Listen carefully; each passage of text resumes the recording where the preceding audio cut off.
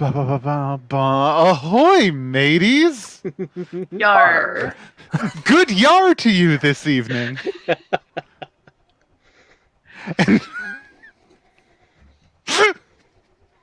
And welcome to Unplaytested. Indeed.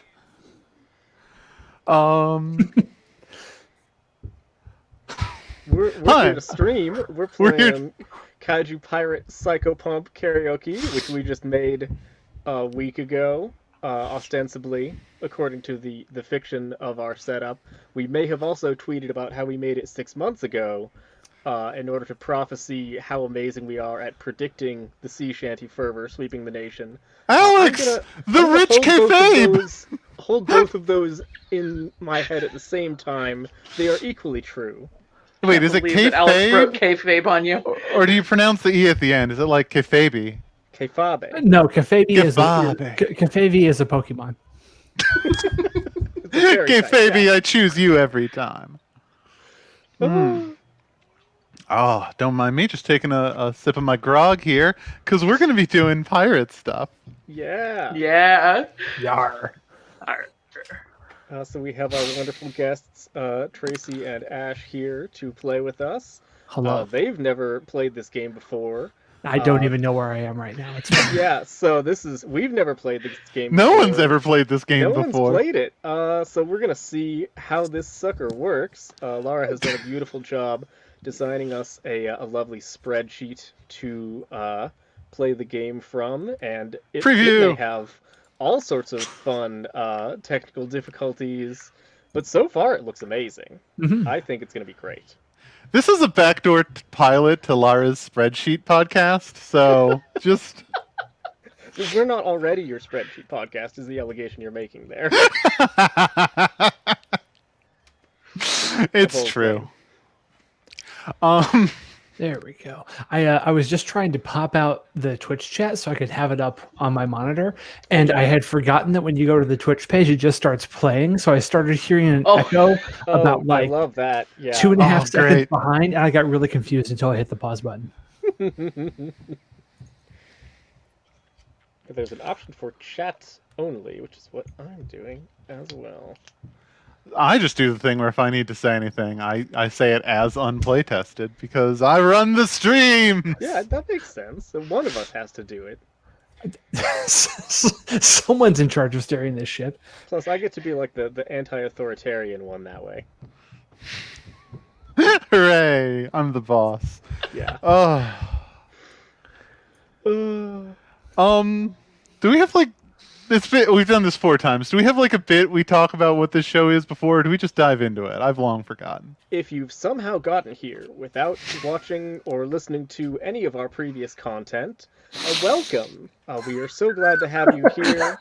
And the premise of Unplaytested is that we play the games that have never been played before because they never existed before, because we just finished writing them and are now trying them out for the first time. We made this game... live for us and not for you on a podcast episode over the course of about an hour and a half, I think. It edits down to an hour. And we had a great time. Had Sasha Renaud, creator of Spindle Wheel, on, who is an absolutely amazing game designer. Definitely just pulled our bacon directly out of the fire by inventing the good game mechanics that work in here. So if you see any of those, thanks, Sasha. It's all on them. Aside from that, we are now gonna try this sucker out and see if she sinks or sails, or sinks and then becomes a skeleton ship, because that's how we roll in this universe. Who among us has the piratiest voice and wants to read the introduction? Oh, I'll take a bite out of that particular pickle. Rock and roll. Yar. Ahoy, mateys! Welcome to the far reaches of the great sea, well away from civilization as we know it. It's a place of lawlessness, a place of danger, where 100,000 little islands dot the otherwise boundless waters. It's a place unfit for human life, and yet here we are, because that's what humans do. Of course, we ain't alone, are we? Out here, it's where the Kaiju reign, The great beasts rising up from the depths, more than capable of making the journeys from one island to the next, carrying a small crew on their backs. Oh, sure, back on the continents, you all got hard shells to ferry folks across channels, and even a few high steppers to carry cargo, and everyone remembers their wide-eyed wonderment the first time a horned leviathan burst from the sea with a fresh catch of passengers in its maw. But here's where the big kaiju grow. Here's where you can really find out what it's like to join a crew with a kaiju and establish a bond that makes him more than just a vehicle. But here's also where the walls between life and death are a bit softer than what's back on the continent. That's what you're going to be dealing with. You're the Psychopomps. You've dedicated yourself to riding the archipelago from the undead, ridding the archipelago from the undead, ghosts and skeletons and whatnot. Oh my god, That was very good. Yar! you committed to the bit so hard. Oh, I appreciate that. Do not dangle a bit in front of me lest you wish I commit to it. I also have to call out, my shirt is from Gunner Creek Court, featuring my favorite fictional Psychopomp, Antimony Carver. She's the best. Psychopomps rule. And let's go to those game mechanics, huh?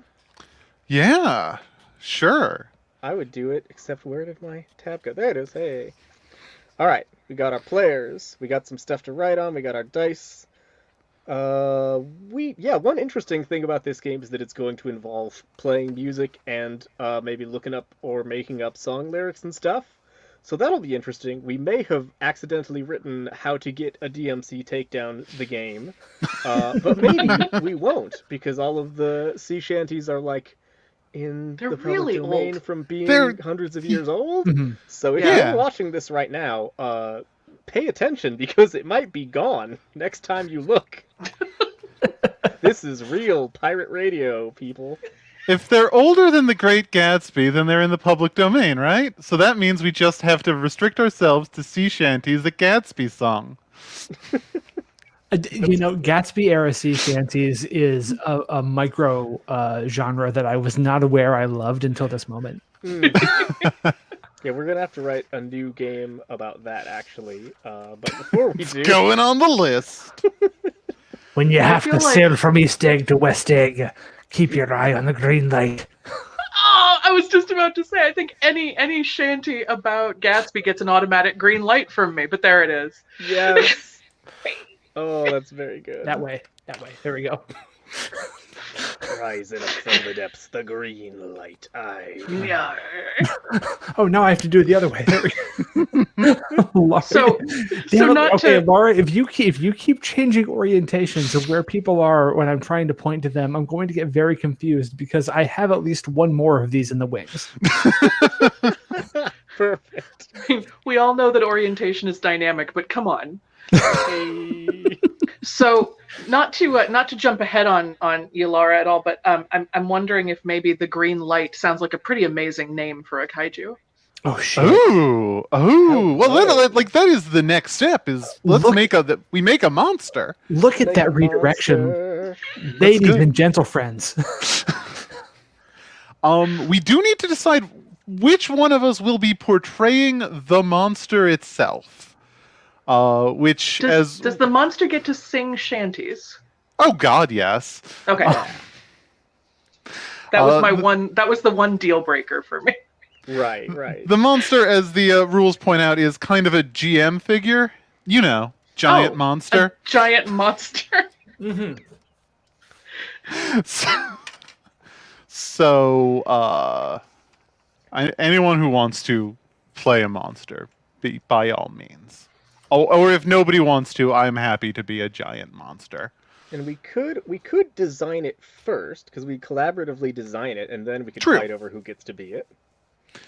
Makes sense. The green light as a name. Let me put this on in, and I'll at least shove it in the box for some thinky things. The chat is the giant monster. We'll do Twitch plays on Playtested one of these days, for sure. I think the Green Light is a fantastic That seems kaiju name, if only because there is a song by Lord called Green Light. Ooh. So this has already dovetailed into the musical shenanigans that must needs happen. Yeah. Nice. That's very good. And we That's have very talked about the possibility to use our Weird Al skills to do kaiju and pirate themed parodies of existing music, which that's fair use, baby. They can't touch us. Yeah. One helpful thing I've discovered in rewriting songs to be shanties: replace the word baby with matey, and you're basically there. Ooh. That Wow. is And chef's yeses and good. O's can become R's and I's. So, oh baby, no, but yar matey, that's an amazing song. Matey, Yeah. matey, matey, Matey. yar. Yeah, okay. Hit me maybe one more time. I mean, come on. Mm-hmm. Oh, Mayday, Mayday. Pretty much all the Britney Spears songs just shantify like that. A That's Lord right. song might be a way to speed Shantify. run the TMC takedown. Oh god. What is it? DMC? DC, DMCA? We're gonna Digital get a Devil May Millennium- Cry takedown. Digital Millennium Copyright Act. There we That's go. the one. I misled you earlier about what it was called. I'm sorry. Oh, Lady, it's cold outside. Okay, that's really good. wait a Oh, minute. that's Chat excellent. plays as the GM is an interesting notion, and I I like like the that way idea a lot. that Different- it blocks that's a different Tracy game. also. That's a different game. We need to design a game in order for chat to play as the GM. This one, we've done the rules. You can't play Storm it that hard. All right. Whatever. The Whatever. only storms will be the ones we meet upon the open sea when we give our kaiju a name. We've done that. We need give to our figure out kaiju what 10 it is. conditions. Oh yeah, where is it? We do that first. What is Yeah. the nature of the beast? I mean, what is I the feel nature? like for being called the green light, I want it to have some sort of bioluminescence, right? It's Are we gotta kind of have like some an sort of, anglerfish aesthetic? Oh hell yes! Ooh, Anglerfish With aesthetic yeah. the is, deedly is, bobber. is good. I was also thinking the lightning bug version of Mothra. Ooh, Ooh. nice. So And flying just above the waves. What if we? Okay, so quick small aside. One of my favorite podcasts is All My Fantasy Children. Oh yeah. Wherein, they build the ultimate fantasy world called fantasy, and one of the core tenets of this podcast is why not both? So who says the green light has to have light on just one end? Who says an anglerfish can't fly? Yep. Very good. Okay, And who says that Yeah. the being cannot have another smaller head inside of its head, a la a xenomorph from Aliens that also has a light on it? all of these things are true now. Yes. Very good. Get your pens and your paints ready, fan artists, because this thing is going to be impossible to fucking draw. And also terrifying. Yeah. fan art challenge. I am seeing a Mothra with an anglerfish head, and I'm loving what I'm seeing.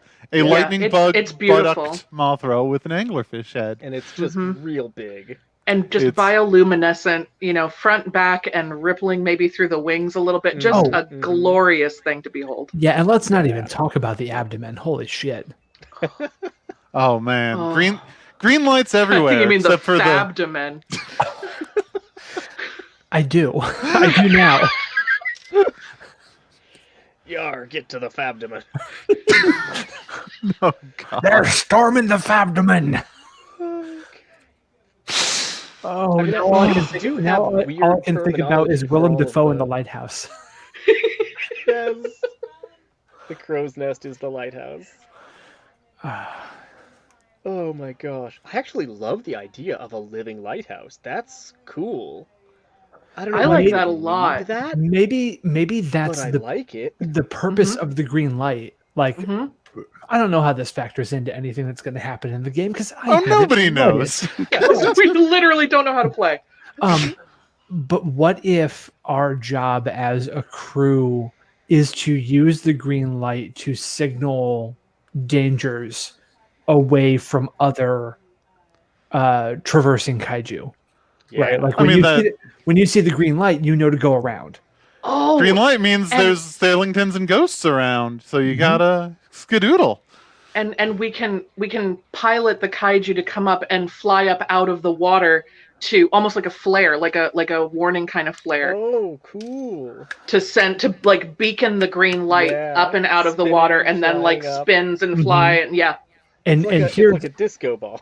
Here's a world building question. What's big enough that a kaiju needs to go around it? The Everstorm. Oh my fucking god! Okay, bigger than yes. Yeah. So how could I have forgotten about the Everstorm? The Everstorm. Right. Good. That's good. Everstorm at night, sailors have plight. Yeah, I'm Everstorm at morning, sailors still have plight. It doesn't rhyme, but it's easy to remember. It doesn't rhyme, but it's easy enough to remember. It's called the goddamn Everstorm. Oh my god. No, that's really good, Lara, because like that is the idea of this edge of the world area where there is a larger than kaiju perpetual hurricane that just moves around the world, and the job of our fucking kaiju is to keep everyone else away from it while we also don't get sucked into it, because there are spirits and skeletons inside that fucking storm. Oh, that thing is haunted as hell. It is the most haunted. It is the devil's anus.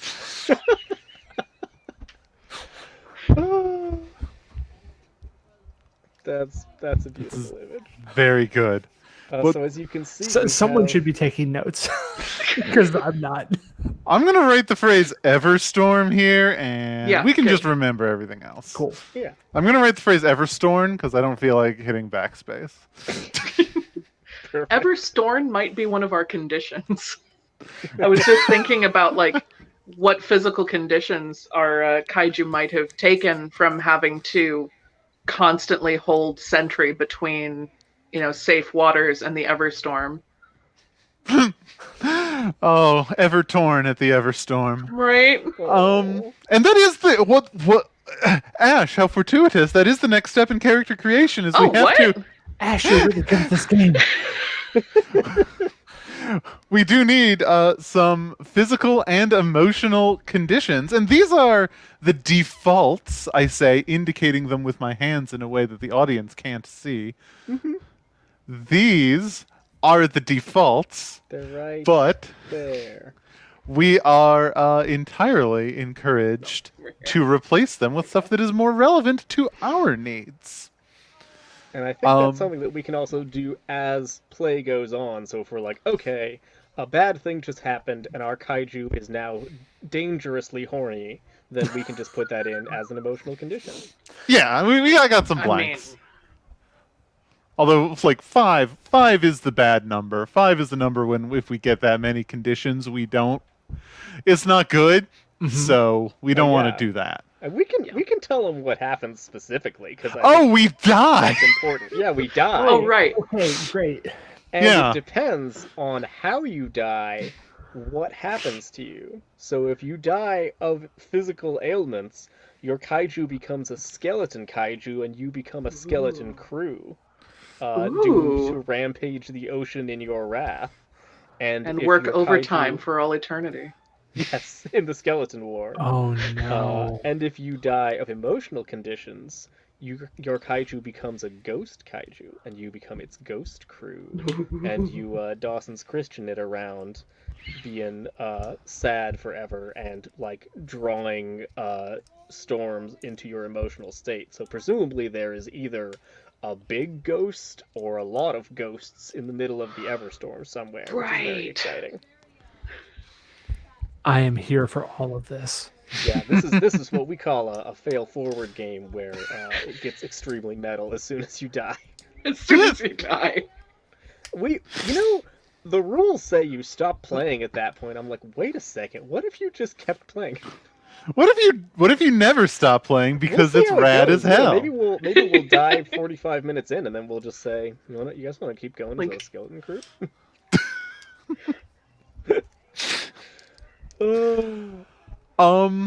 So we're making our pirates. I think that's our next thing.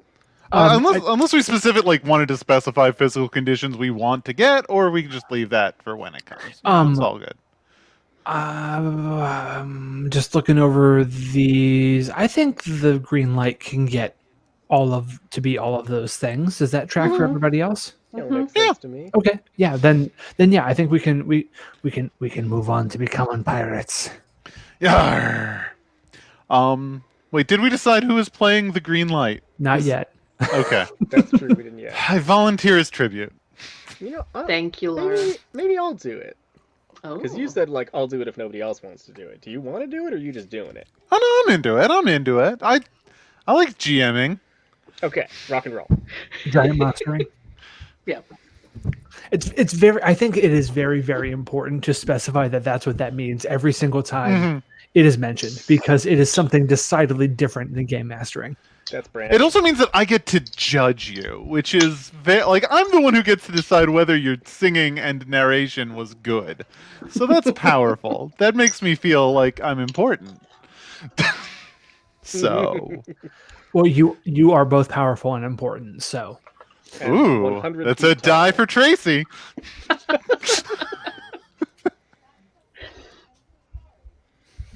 I don't know what that dance was, and I'll never be able to replicate it. No, I was in the other tab. I'll watch the VOD. Oh. Okay. You got the VOD. You got to watch your own VOD now. See, that's what happens when you tab away from me. All right. You never know when you're going to see a unique, non-replicatable dance. Every time. I'm just imagining it constantly now. So every player who isn't the kaiju will be playing one of the pirates. Now, I don't know what you've heard about pirates, but in these parts, pirates are notable for two things. Maybe I should be doing it with a voice. Pirates are notable for two things. Not engaging in anything which is technically piracy, and not having any one person in charge of the crew. No, you're a team of friendly, well-meaning swashbucklers who all work together to make a world a better place for human and kaiju alike. You are allowed, but by no means required, to use piratey language. Yeah. One thing I was thinking about, there was some good sea shanty discourse going around, and someone was saying that the Wellerman song and Pushing the Speed of Light are fundamentally this is we have bad, unsafe working conditions, and we're not happy. They're kind of related to labor songs, and I was like, wait a second, did we make a socialism game? Because we're no, you're all a pirate crew, right? Who is maybe a hive mind, and you work together, and no one has authority over everyone else. You own the kaiju means of production. I was like, interesting. Okay, that wasn't on purpose, but we might have done some praxis here. I mean, not on purpose, but I'm not complaining. Oh. Accidental praxis is still praxis. Yeah. So keep your eye out for the subtext. Or the text. I'll be looking out for the opportunities to weave more anti-fascist and pro-collaborative themes into our game here. Yeah, I was gonna say with this group, I have a feeling that the only time it's going to be subtext is if the green light dives under the ocean. Hey.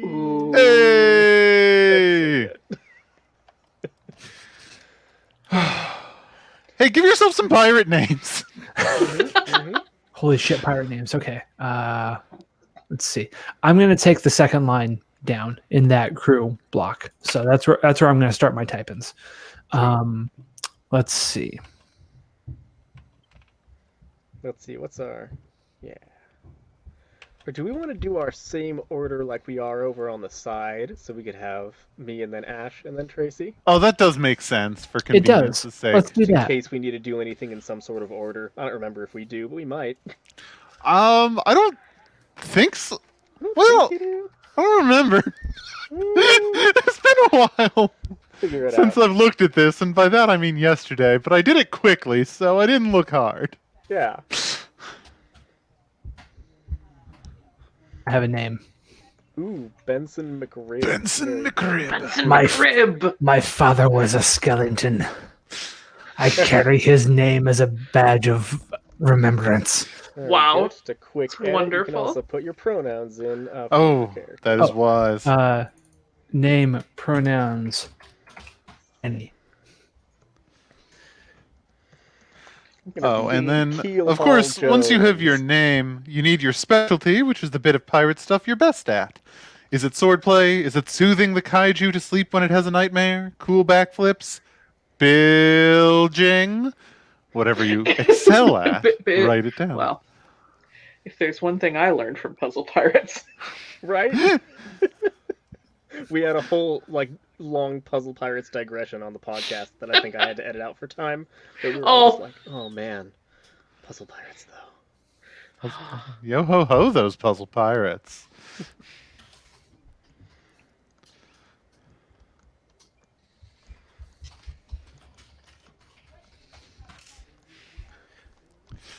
My specialty is working the galley.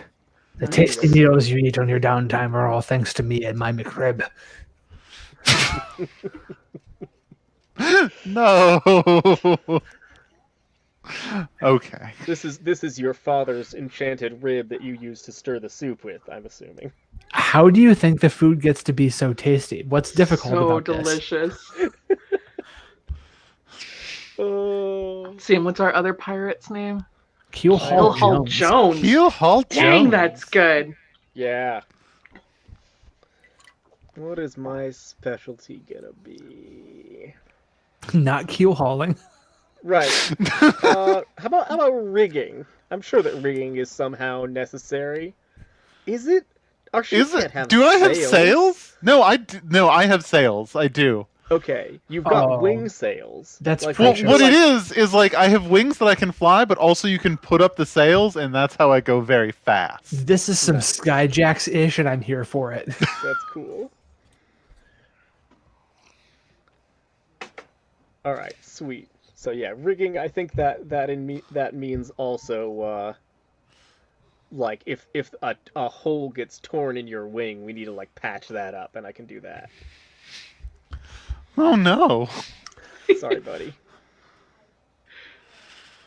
So I'm just looking at the PDF. I don't think I have typing access, so I'm going to delegate typing to Lara. Okay. I was thinking of just Scurv as my pilot or my yeah. pirate name. We need to get you more lemons. Scurv. Says anyone on the internet can edit, except for Ash. Sure. Yeah. Yeah. That's the problem. I do that to all my files, just in case. Just in case Ash gets squirrely. That's right. They cannot be trusted. Maybe if you I trust Faye with my life. Oh my gosh! Somebody on our document is Anonymous Cormorant. God, that would be a good pirate name. Oh man. Ooh. That's probably Ash. Are you If logged want, into if you Google? want. But damn. Well, I'm not looking at that document at all because I'm just looking at the PDF. Oh, there is another link in the private chat. Oh, Ah. that's up on my phone. Okay, I am happy to accept typing delegation. Thank you. I Scurv. appreciate that. Scurv, what are your pronouns of I am choice? Scurv. Oh, Scurv's pronouns are he, him.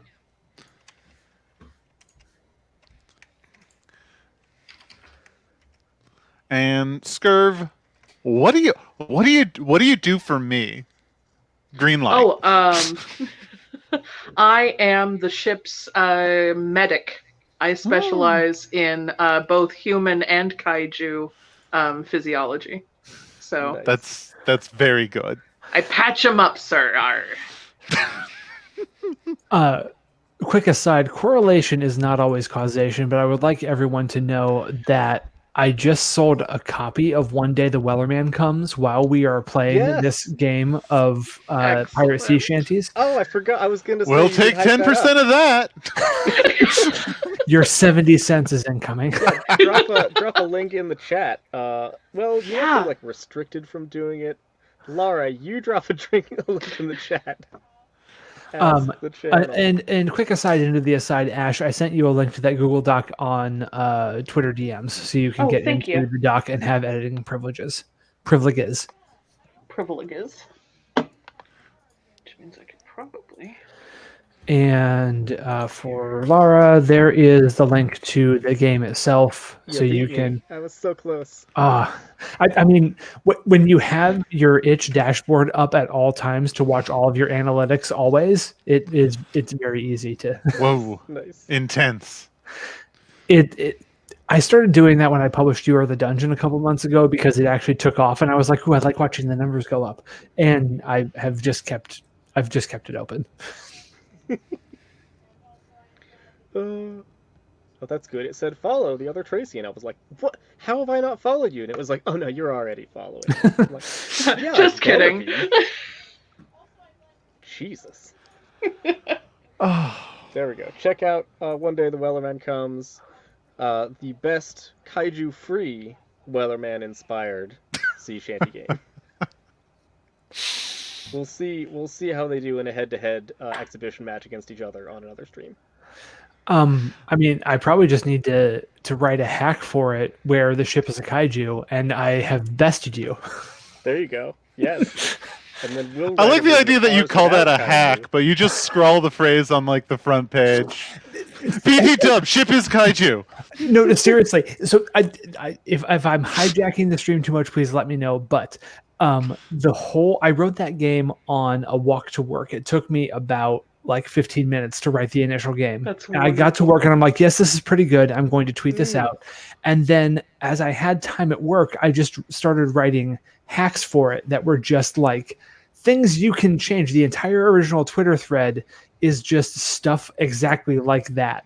Lara, you are completely accurate. The PDF of the game consists of the core rules on one page and then 2 pages of hacks that are just those rules in boxes. And yes, it looks like Ash is absolutely frozen and gone vertical on us. Yeah, I wasn't gonna mention, just in case maybe there was like some. What's the sea equivalent of turbulence? Sea turbulence?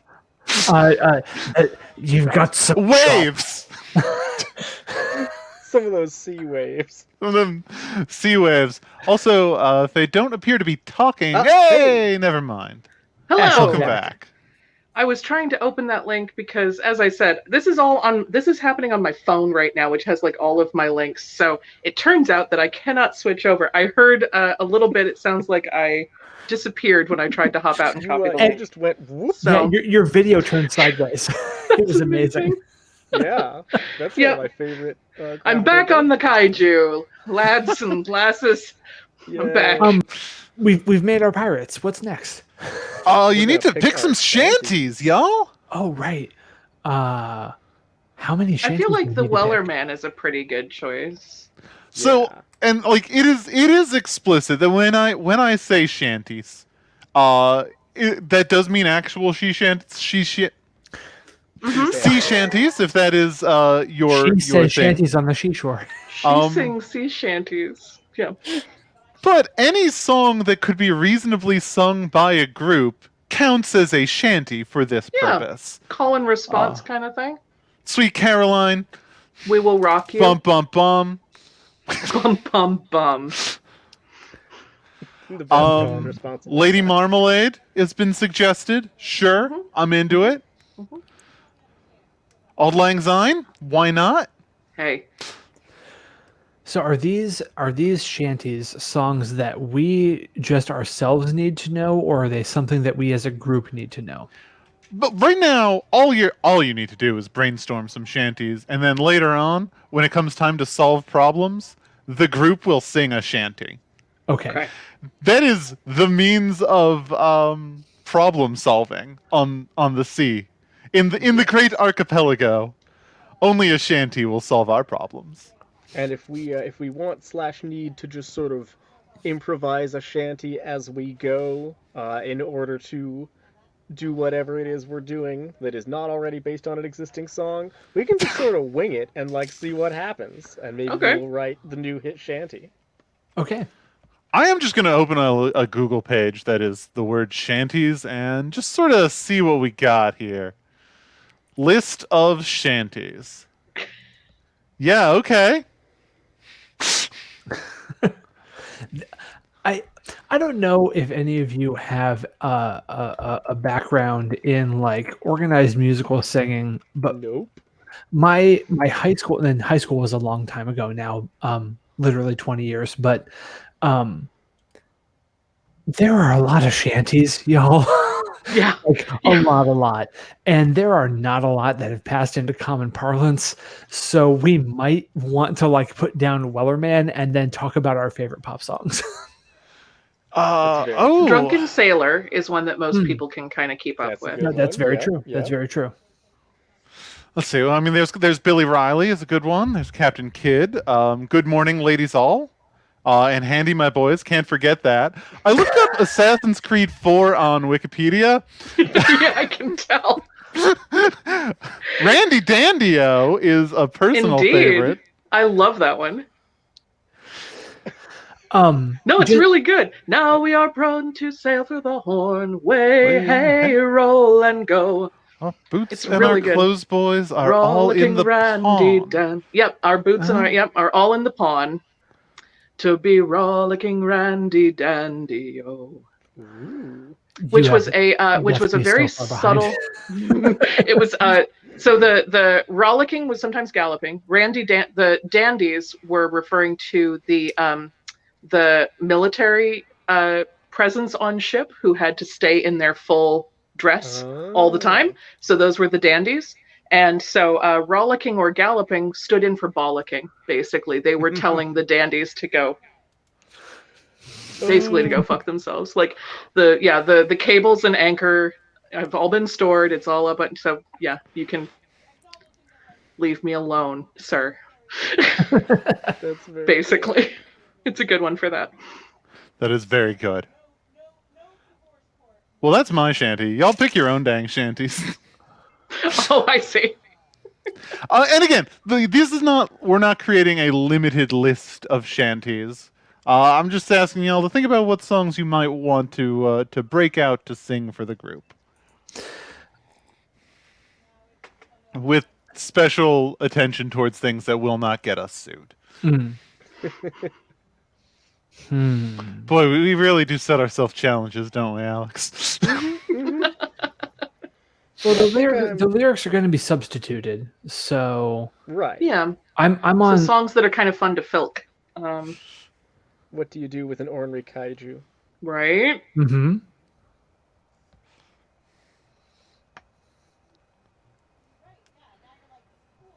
Well, if nobody else is going to claim Drunken Sailor, I'll grab that one. That's cool. Because that one's very good for switching out some lyrics to get whatever we need to do done. Mm-hmm. And I think I'm comfortable with just I feel like the thing that I'm at least eager to try once or twice to see what happens is just making up your own song like that as you go and be like, okay, so this is the verse, this is the part you all sing, then I'll sing a different thing, then we all sing the same thing, something like that, and just see how it goes. Absolutely, I want to try that too.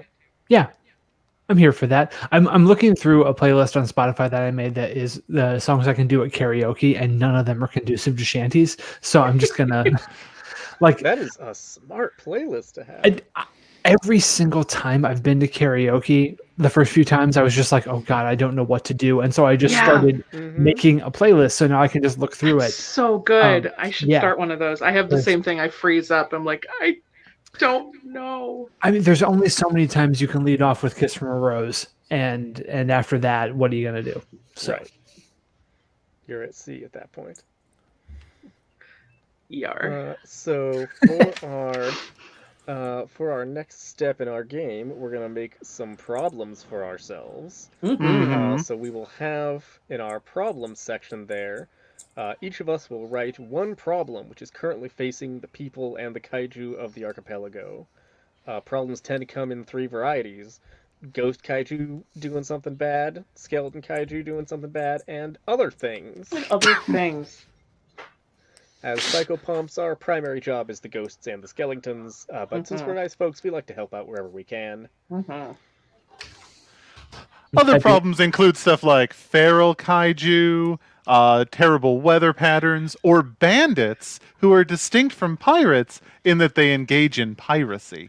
Oh, right. Yes, one of our precepts playing this game was that we are like fun, nice pirates, not Right. robbing and murdering type pirates. How do you get text to wrap in this? Oh, I got it. I got you, fam. Wrap my text, please. Ah. Has Wrap been my replaced by text. bandits. Oh no! So as big as the Everstorm is, it's that many bandits. Oh no, that's so many bandits. That's so many really good. bandits, y'all!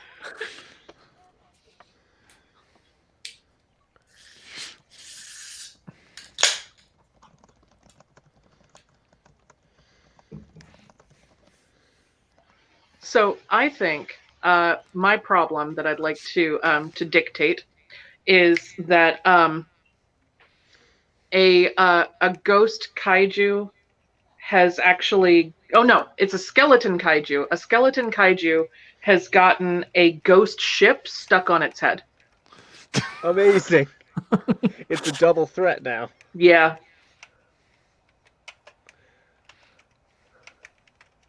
Also, I like that in addition to Ghost Kaiju and Skeleton Kaiju, there are just regular ghost ships. Right. Yeah. Is the ghost ship crewed by ghosts, or is that just a ghost kaiju thing? It's well. So what's happening is the skeleton kaiju is wearing the Flying Dutchman as a hat. Oh, now he's got the power of a Dutchman. He now has the power of flight and the power of Dutchman. Yes. Okay, Have that's. y'all heard Dawson's Christian? That's my favorite Flying Dutchman, but in space folk song. It's real good. Yes, I have heard that one. Now that I think about it, I don't know. it's that a one. very, That sounds it's a very good song. It is extremely emotional, actually. Like it made me tear up the first time I heard it. Oh yeah, for sure. Yeah.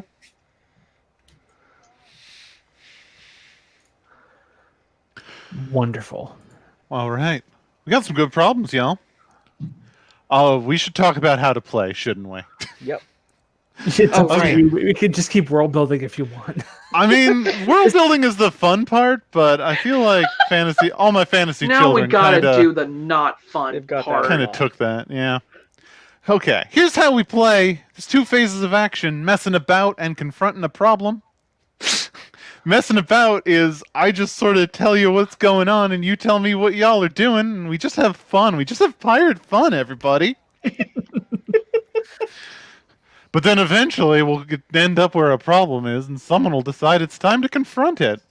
And then we pick whichever one is most relevant or interesting. I do some scene setting as the kaiju. Y'all make a plan, which doesn't have to be very specific, but, you have to have something. It can be just charge is a plan. That's fine. Get her? That's your plan? I assign a starting dice rating based on the challenge of the problem and the efficacy of the plan in my heart. Y'all pick a shanty, and then we sing. And everyone, while singing, gets an opportunity to do their montage scene. Ooh. Where, Love a You- montage scene. you pick the dramatic thing that you're going to do during the shanty.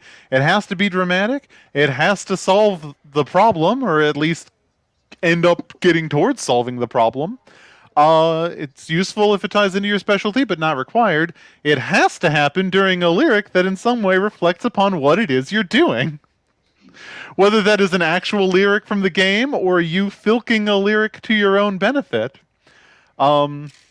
With the example I have chosen is if your sea shanty is Mr. Fahrenheit by Queen, and you've decided that what you're doing is loading yourself into a cannon and getting shot onto an enemy ship, that is what you do when you sing, I'm going to make a supersonic man out of you, because that is when you're going Super Saiyan or Supersonic or whatever. I'm going to make a Super Saiyan Gonna man make out a of you. super. How has that not been done? It has to have been done at some new point. game idea. Write that one down. Don't and stop moving on. me now. And then I get to assign some extra dice if I think someone did fantastic, or take dice away if I think you booched it. And then I roll, and then we see what happens. And notably, the taking dice away is not really going to be Lara being like, you suck, but mostly you being like, no, my character did bad at this, and I am going to lose us a die, because that's more interesting for me. Yes, cool. It's meant to be like an honest assessment by all parties, and not a feels bad mechanic in the hands of me, your dark goddess. Yes. And then I get to interface with my not actually pointing at it in a way the audience can see, my very good dice roller. Mm-hmm. There it is. Where I get to pick some dice and roll them, and then see what the total means.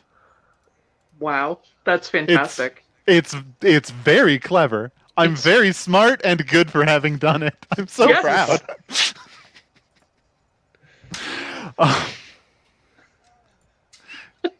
Wonderful. I saw a lot of 4s. I was just checking to make sure that the RNG was actually RNGing. We did make a die roller. It only rolls 4s. It only rolls 4s, but it randomly picks a 4 every time. It's always a different 4. It's always a different 4. Huge list of 4s to pick from. It's 4s all the way down, folks. It searches the internet for a 4. It opens Bing.com and searches 4. That's right. I binged it. Oh, God. I'll make a supersonic 4 out of you. And many of these results will force me, the kaiju, to take a condition which makes things harder for me. They'll force you? They'll force you. Mm-hmm. Just a second. There we go. Yep. Unbelievable. Yep, that is great. The fact that you can do that absolutely makes my life. Love the StreamYard. It gives me so much power. All the power I don't have in my day-to-day life, I have over you, my peons. This is why we don't usually have GMs. Is it because I can't be trusted? Because some people can't be trusted. You've gone mad with power. You'll see Yar. Wonderful. Oh, great. Anyway, if I take 5 conditions of one type or the other, I die, and so do you. And the game, in theory, ends when we all die, or when we have solved all of these problems. Or when we feel like stopping. Given that this is a playtest, we also want to leave. We have an open door policy. If you're like, hey, this game is hot garbage, and I'm going to go take a nap, feel free. Yeah, if we decide in a half an hour that we are not having fun, we're gonna go. But no one can keep us playing this game but ourselves. But hopefully I don't anticipate that happening, but we'll see. Yeah. Let's see. I'll part the veil. I'm a little worried about this one. I'm a little concerned about how it's gonna go. But we'll see. Great. I was pretty confident in the last one, which was also that one went great. That was a different. Everyone is working together to pilot a giant thing. Yeah, weirdly, huh? Yeah, there's a lot of overlap from one week to the next, which I did not. Yeah. Didn't think about that. Here's the thing: if we end up kicking ourselves out of the game, we can just hang out and bullshit for a while. I'd be fine with that. I know that for sure. That's still content. The audience is still here to see it. The audience craves their hashtag content. Hey, people wanted a realistic playtesting experience, so. I have definitely had playtests that have gone, this is not working. We're just going to sit around and hang out together. Especially right now, social interaction is at a premium. So I am not about to dip on hanging out with cool ass people. Listen, we can read a phone book together. Just anything. I need this. Anything that prevents me from hanging out with my child, I am here for. Yes. I don't have one of those yet. That's June. We are gonna write. The Ooh, game Congratulations! Congratulations. Tracy. Yeah. My partner is pregnant, due June 28th. Oh my goodness! Yeah. Yay!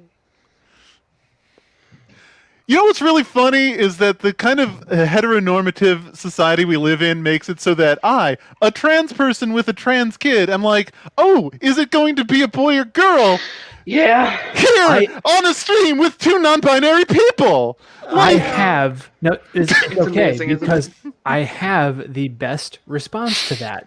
Are you ready for this? One of my friends Yes. gave this to me on Twitter because we announced the sex because we found out through genetic testing really early. The factory settings are girl. That is good. That is good. That's very good. But also none of my business. I just That's okay. like it struck me as amusing how the It is a societally acceptable question to ask that, and I have found a way to answer it that affirms that gender is a social construct. So that's real good. If we get nothing else out of this playtest, and we might not, that's worth it for me. you can thank my friend Logan Bonner. He is the one who responded to we said yes, it's a girl, and I did a whole little thread afterward. I'm like, Yeah. gender's a thing. Well, I know this already. I'm still excited to be having a girl. And he said, I'm glad you found out the factory settings. And I went, you brilliant motherfucker. Very Let's good. push those settings up to the red line. She can do whatever she wants to once she actually exists.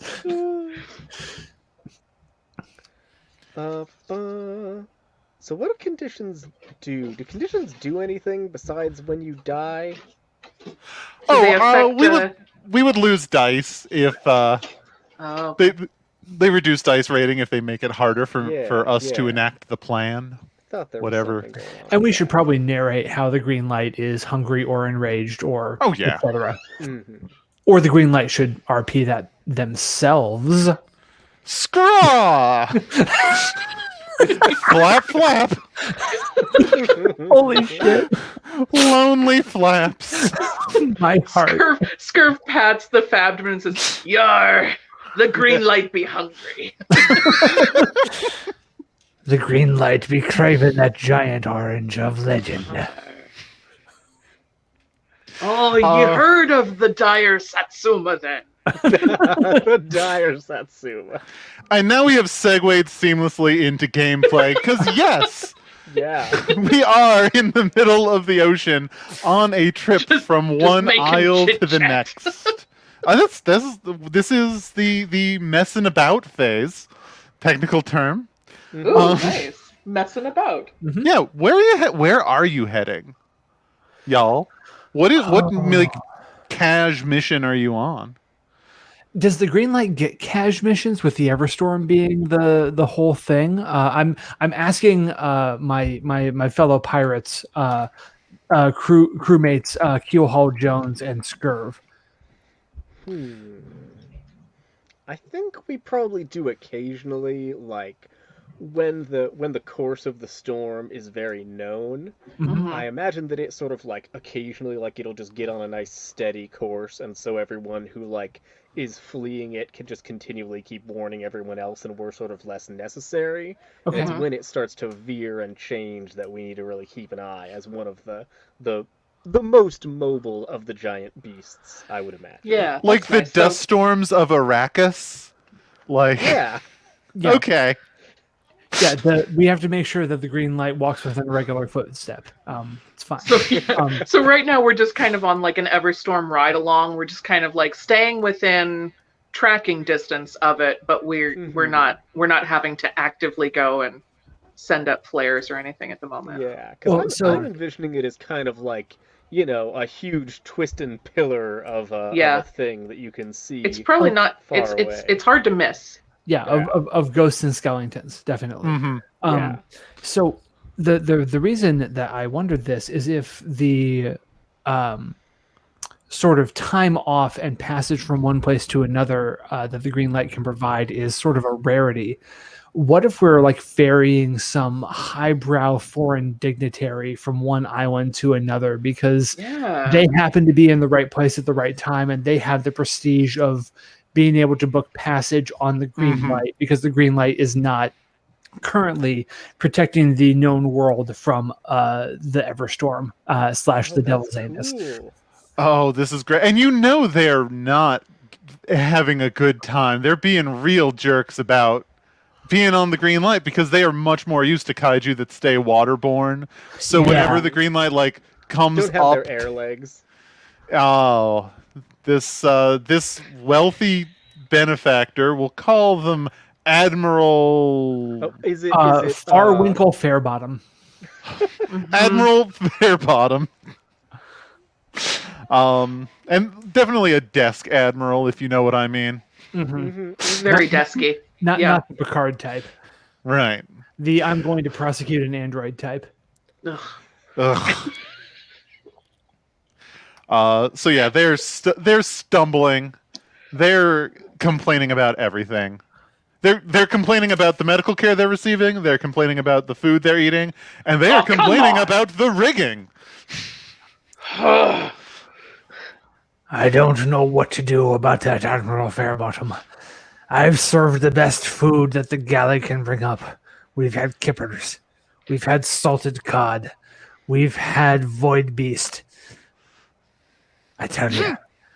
I've coated him in the nicest antifungal algaes. I've packed the bed with the nicest antimicrobial and antibacterial molds and bacteria. Is he complaining about the algae? Oh, he shut kept up about the wandering algae. around the decks at night, so I tied him to his bed so that he wouldn't disrupt the crew and fall off in his sleep and die. That's I woke him up just before we went vertical. It's standard practice for anyone who doesn't have their air legs under him. I don't understand what his problem is. Do these landlubbers not know what the term sleep tight is derived from? Unbelievable. He must not. It's absolute. And then, I mean, we all said it to him. He said good night. We all said sleep tight. And then we tied him to his bed. What's so difficult tied him to the bed, like you do for a good guest. None of them can to even tie tie themselves a in. And I think at that moment the green light like pitches to the side, and all of us seasoned hands just sort of grab onto something and like hang on. And as we're like leaning at like a 50-degree angle, I'm like, and this is why you sleep tight.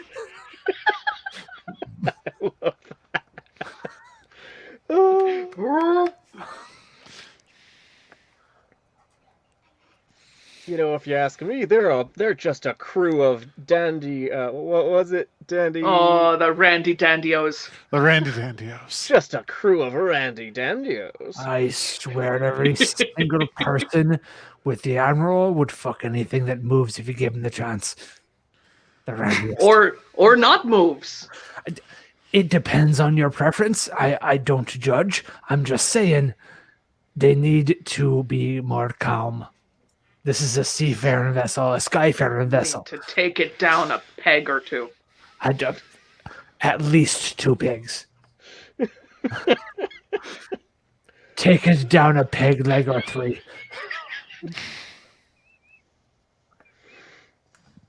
And I'm gonna look up at the green light, and I'm trying to gauge by the color of its threat lure what its emotional state is. Oh yeah.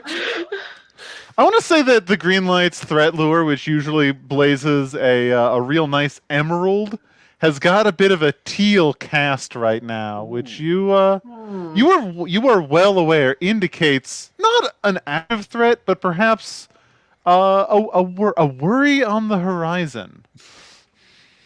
I'm going to posit out of game that the Everstorm being having vanished and being replaced by bandits feels like some end game shit when like compared to the others. And I said that and then just remembered that was mine, and boy, that sounds arrogant. But No, I agree with you. Though. Okay, No, not at all. I think it's a really nice one to build up to. The giant orange run is the end game. I like the idea of the skeleton kaiju with the ghost ship stuck on his head being the teal indicator. Like, I was thinking that too. The narrative arc of, oh, there's a threat. Oh shit, I'm really hungry. Oh god, the Everstorm seems like a pretty cool like. Nice. Yeah, that works for me. Let's do it. Wonderful. So yeah, Scurv joins Keelhaul and sort of looking up at the threat lure and says, "Oh, if it's the difference between blue and teal you're surmising, well then that means there's worry on the horizon." Anyway, Keelhaul, you're doing all right. And he goes back inside.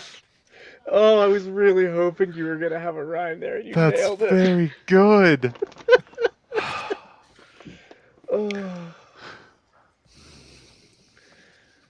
Well, this is one of the better colors we could be seeing. After all, when the light goes taupe, it's time to nope. Fortunately, we've never seen a color that rhymes with fucked.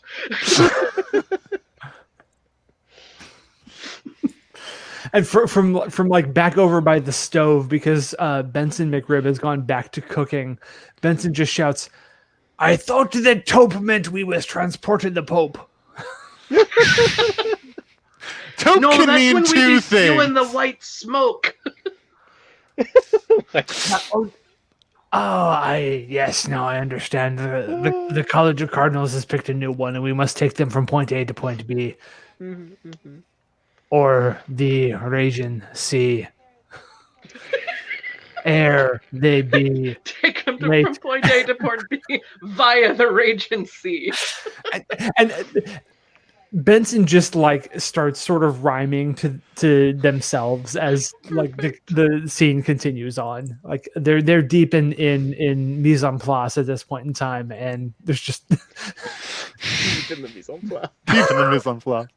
I think this is the point where the green light gives a little scraw and sort of flaps its mighty wings once to jut up. What's good? 100 feet? What's a good number of feet? Sure. 100? Yeah. Yeah. Why not? Yeah. This is a beast. It has very little care for the things on its back. 100 feet is terrifying and fine. Yeah. Admiral Fairbottom is absolutely passing out from lack of air right now, but y'all are quite used to this sudden. Oh my goodness! The G forces you experience. The scraw happens, and someone on the deck shouts out, "Take a deep breath!" And you just hold your breath as the G forces and also lack of oxygen hits. It's 100 feet's not high enough for that, but whatever. Well, we were already a little high. We have just crossed the tree line where there are mountains and trees. Did we know what a mountain or a tree was? We are seafaring folk. If only we had any. What do you think this is, Waterworld? There's no mountains. And why for did the green light do this, Lara? Well, is from your slightly higher vantage point and alerted because of the teal light, you can see in the distance what appears to be a grand skeletal kaiju storming through the sea. Great big steps of its sort of... we're going to go with kind of the traditional giant lizard form. Giant lizardiform body. Lizardiform. But this is a grand one. Its head is almost as high as the green light is flying right now.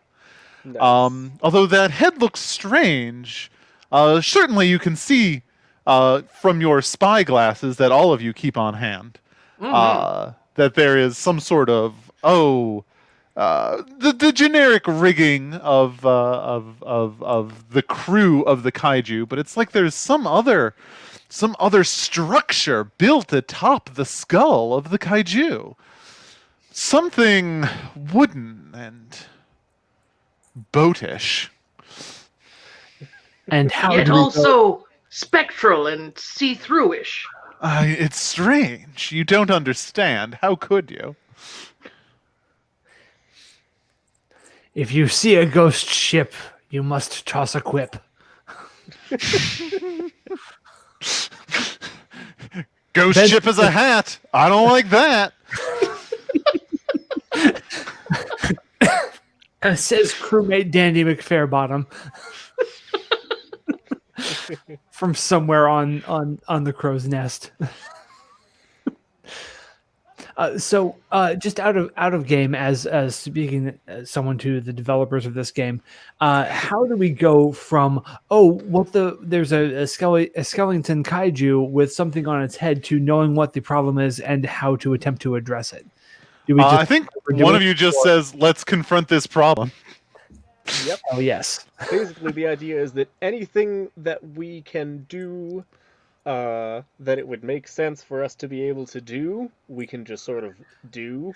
Like if you need to, swing across a rope and do a backflip and land on a thing and then stab a guy, you can just sort of do that because you are a pirate. Mm-hmm.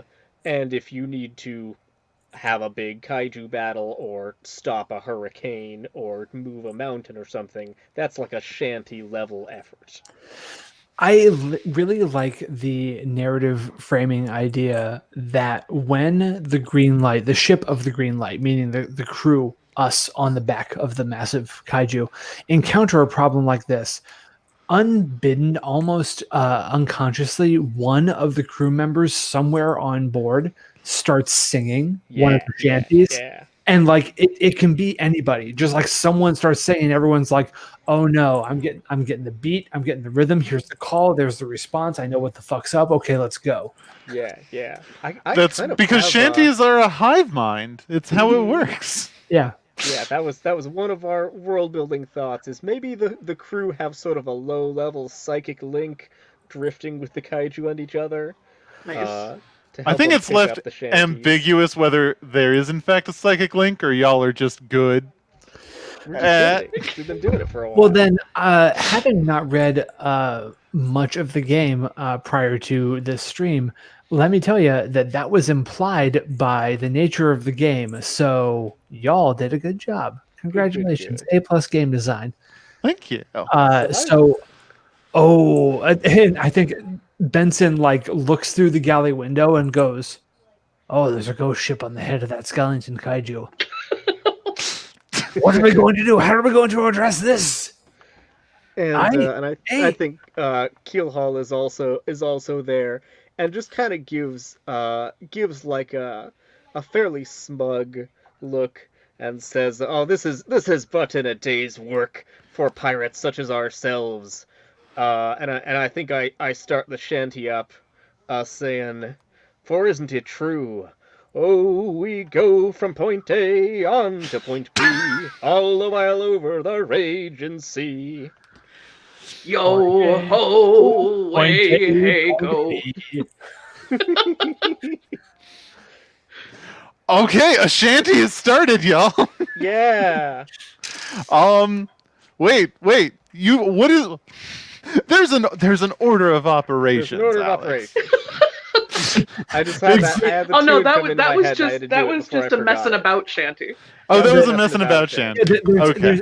I think they're in a future revision to this game. There needs to be a transitional shanty moment where you begin the shanty to get everyone from messing about to cinematic piratical action. Right. As soon as someone starts singing, that's when you know. There's a moment where everyone gets a chance to join in the chorus and swing back and forth, and then suddenly the dramatic action takes. I think what happens is somebody goes, "Oh," and then everyone else joins in. Oh, because you have and then we pause and assign dice ratings. Yes.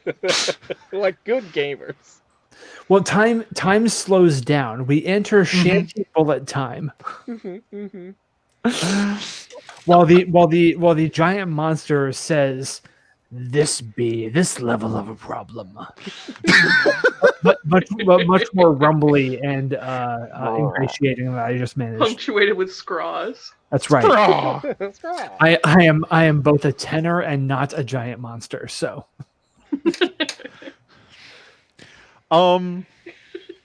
Scraw. Good bio entry.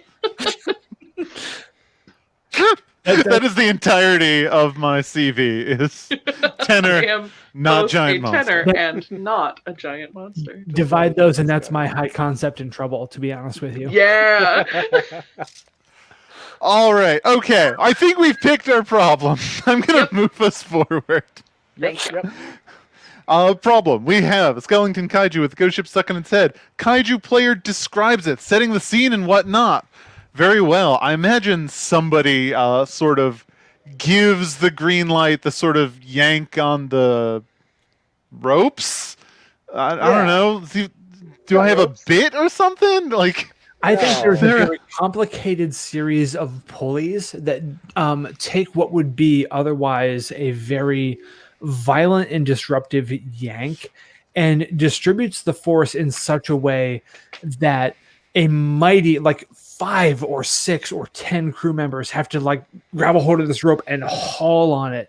And the different pulley systems distribute the force such that it goes all the way out to the little what would you call it, Alex? The threat lure? The threat lure. the Yeah. threat lure. All the way out to the threat lure, and the threat lure just goes dink.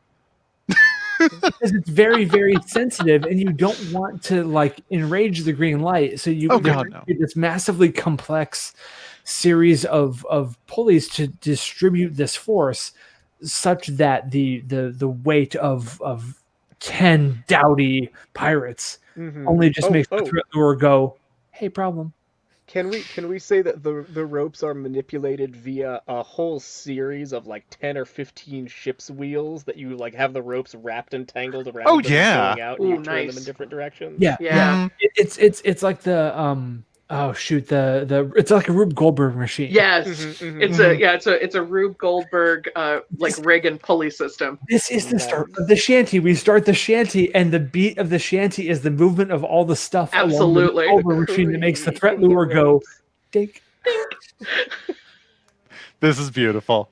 So okay.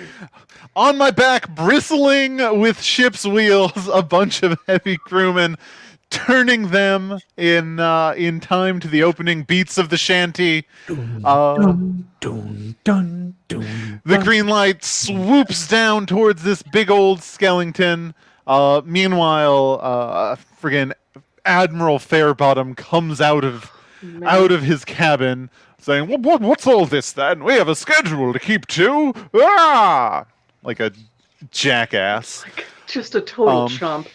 And you can the very big tell there was hope for Admiral Fairbottom before. We thought that maybe he was a true person of the sea. We thought that maybe he would get what was going on. But when the shanty started up, when the rhythm dun dun dun dun, dun, he comes out and just starts making all this noise, and he is the one person in the Disney chorus that is about to take over this motherfucking kaiju deck that is like just out of sync. He's the what is going on? He's the interjections that punctuate the beautiful sea shanty that is about to take place as we figure out how to get a goddamn ghost ship off of a skeleton kaiju's head. All right. His heart does not beat in time to the shanty. No. He is no pirate. His admiralty is suspect. So as he is fussing around, causing trouble, the green light descends, and we can see this giant skeleton close up. Screaming it is, raging it is, attempting to yank this boat off its head. But every time its hands pass through, and as it shakes this ectoplasm off its hands, it is sort of throwing bolts of ghost energy, higgledy-piggledy, off to hit other kaiju or islands. That's a mess. You can see a skeleton crew attempting to shove the boat off with no effect. Meanwhile, they can't get any purchase. The ghost crew of the Flying Dutchman, who you don't really care about, they're not on a kaiju, but they're also doing their best. But who cares? They're also doing their best. They're like mechanically isolated from each other. They can't actually touch each other. They just Not clip doing through each other anything. constantly. Oh no, they've got no clip on and can't help it. Crew, Zip spot, it can't be turned off. what is your plan to deal with this problem? I am going to begin cooking up a storm because regardless of what happens and the outcome of this, everyone is going to need to be fed afterward. Nice. This Okay. is my usual plan. This is the thing that the galley cook does almost every time. Right. And you'll All right. be deciding on your individual thoughts in a sec when you're thinking about what you're doing during your verse. So for now, we're just sort of thinking of what's our approach like as a Gestalt crew. Gotcha. Okay. Are okay. we going in hard and fighting them? Are we trying to convince them to work together with each other somehow better? Are we using kaiju magic? I think that we have some ghost rope on board. Oh yeah, you gotta have Yeah, some ghost obviously. rope. Yep. So, yep. Don't tell us what we already know, Tracy. listen, I love it. That's Laura speak for what an amazing idea you just had. I'm here for that. Thank you very much. So, stop me if I'm wrong, but it seems like the green light being like the alert system for the biggest god darn storm in like the entire area is equipped to handle a variety of situations, right? And you don't know that you're going to encounter a skeleton kaiju with a ghost ship stuck on its head. Like, who can predict that? But what you do know is there's going to be ghost shit that needs to be hauled off of something. So what if the course of action is that we come in hot and low and we are throwing ghost rope and grapples to hook onto the ghost ship? And the whole point is to hook the ghost ship and make the green light like take a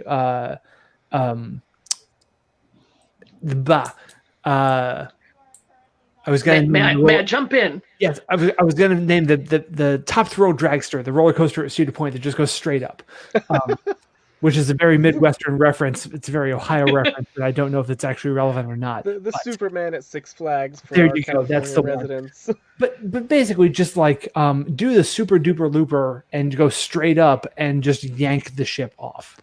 All Now, right. another option we might have, Mm. and Scurv is like using kitchen utensils to try and demonstrate. He picks up a bowl. He's like, "All right, so this be the ghost ship. Yeah, Hold steady. I'm putting the onions in that. here we come. Here we come over the top. Yeah, and we drop down some ghost rope from either side of the green light, and then we can become something of a kaiju ghost ship dirigible. We just lift up, and then we can kind of carry it. We could take it down. They detach the thing. We put it back in the water. They can go and do whatever. Because I think no disrespect to the Flying Dutchman and its ghost crew, but they're not really our purview. You know. Plus, Right. They have their own ship-based psychopomps, obviously. Yeah. Stands to reason. So we just kind of get them off of the head, put them in the water, let them go and do whatever, and then we can deal with this. See if there's anything we need to do for this skeleton chap that we found. So our choice is either the heavy touch or the light touch. I see. Perhaps we'll see. We'll see how the light feels about it. Well, I was going to say, Alex, since I floated an idea and Ash floated an idea, why? Like, because there's no leader, right? There's no leader on this ship, so there's a Gestalt sort of hive mindish kind of thing going on. So, Ash, if you're okay with this, Alex, why don't you, as like the rest of the crew, decide on which approach is going to be taken, and then we can let Lara set some dice difficulties, and we can do the thing. And if Keelhull has a third angle to throw in, then that'll complicate everything. Wonderful. Make everything and then even more leaderless and just communal decision making. Exactly, but that's when we tap Laura as the green light to take a vote on it as well. Yeah, who knows for sure. The thoughts of the wonderful massive kaiju that we ride along. Yeah, I think the my idea is that we have sort of a synthesis of the two approaches, where we're just sort of gonna go over there, we're gonna attach some ropes. and we're gonna see how things lie at that point, right? That works. Maybe we The need to start initial going approach of both fast. ideas is the same. Maybe we need to take it slow. Yeah, you just The get off question the is head with the whether we ropes. take off vertically or drift off horizontally. Mm-hmm. Wonderful. Maybe we'll do a little of both. Just sort of depends on the wind conditions and everything over there. Well, I Laura- guess. Laura, what do we need to do in terms of dice for this? Well, I assign one die just to start with, and then I think, is this plan super good? I think Ghost Ropes. I mean, Ghost Ropes. It's a good plan. Ghost Ropes is a winner, so I'm gonna give a second die to the dice rating, and then I'm like, is this problem extremely bad, or do I have conditions that'll make it harder? And I don't think that's true. So right now we're at a dice rating of 2. Nice. And now y'all are gonna do your shanty bits, and then I get to like assign an extra die or not, depending on how much I like you. I mean, how good your shanty work is. I have a shanty pitch for my 2 crew members. Mm-hmm. My shanty pitch is this, because we're all responsible for a verse of this. So I think we can all sing and potentially take a minute to type up a quick verse to this. My pitch is Queens, we will rock you. Right? Cool. Stomp, stomp, clap. Mm-hmm. The verses are short. Mm-hmm. It's a single note in the chorus that we will each have to verse for. And I think the chorus is we have Ghost Rope. Okay. Wow. That's pretty Yes. good. So that's my pitch for this particular. So I was thinking kind of I had that Rage and Sea song going through my head, and I was thinking we could do kind of like the little like a little bit of freestyling and a little bit of repetitive type of verse, and then we sort of pass it around and have like one person does that and then we all join in for a thing, and then one person does that, we all join in for a thing, should I just sing what I have in my head and see if that appeals to you too? Probably. Okay. So we could do something like when I went over the raging sea, yo ho, tie the man down. We all sang a sea shanty, yo ho, tie the man Tie down. the man down. So we all come in on that part. Mhm. And then we could do like a finisher thing that is like the thing from the start that was, we went from point A on to point B, all the while over the raging sea. And then somebody else does their thing where they start, then we all do the yo-ho, tie the man down, then they do a second part, yo-ho, tie the man down, then we do the third verse again. Or the main verse. Does that seem possible? It seems possible. I think we are all in the same physical If we were all in space. the same room, Yeah. it definitely would. It might be a lot easier. I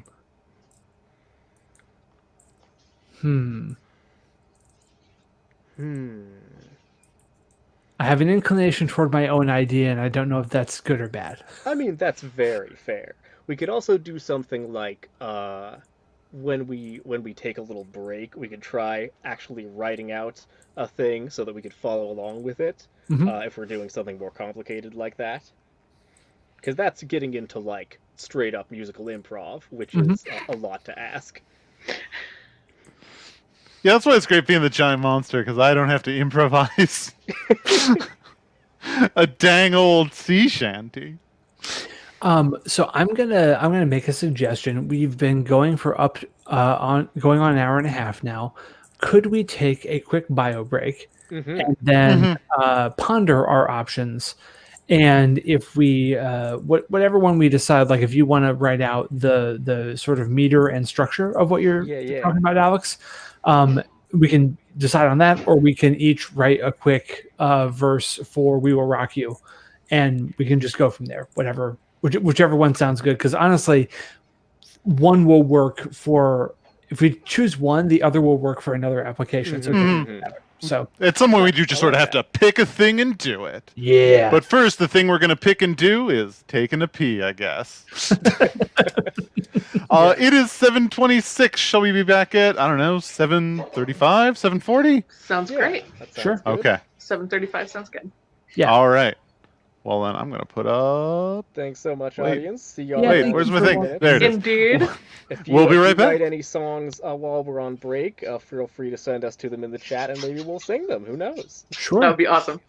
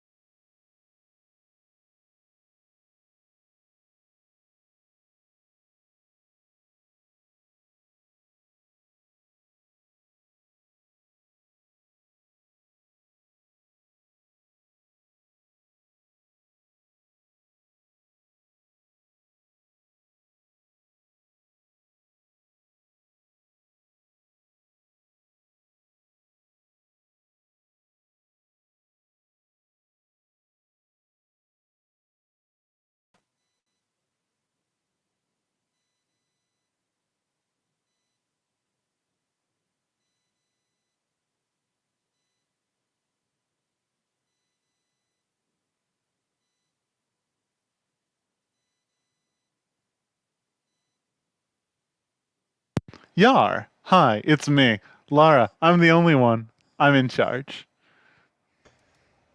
Hello. Hello. Hello.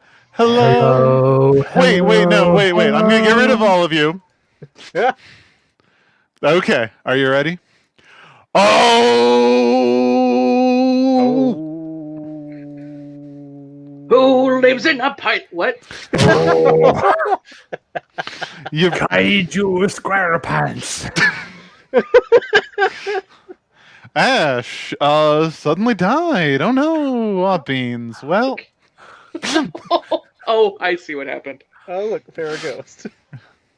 Oh, look at that. okay. Hi, we're back. Have we figured? Some of us have been hurriedly writing lyrics, which is great. Loving it. Yeah, those are pretty impressive, y'all. Would that you out there could see our private chat. We're special. We're very Yeah. good.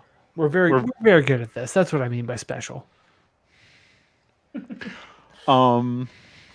So I think that what Alex has proposed here is probably the easiest and most effective way to handle this, which is we just do a call and response ad hoc shanty.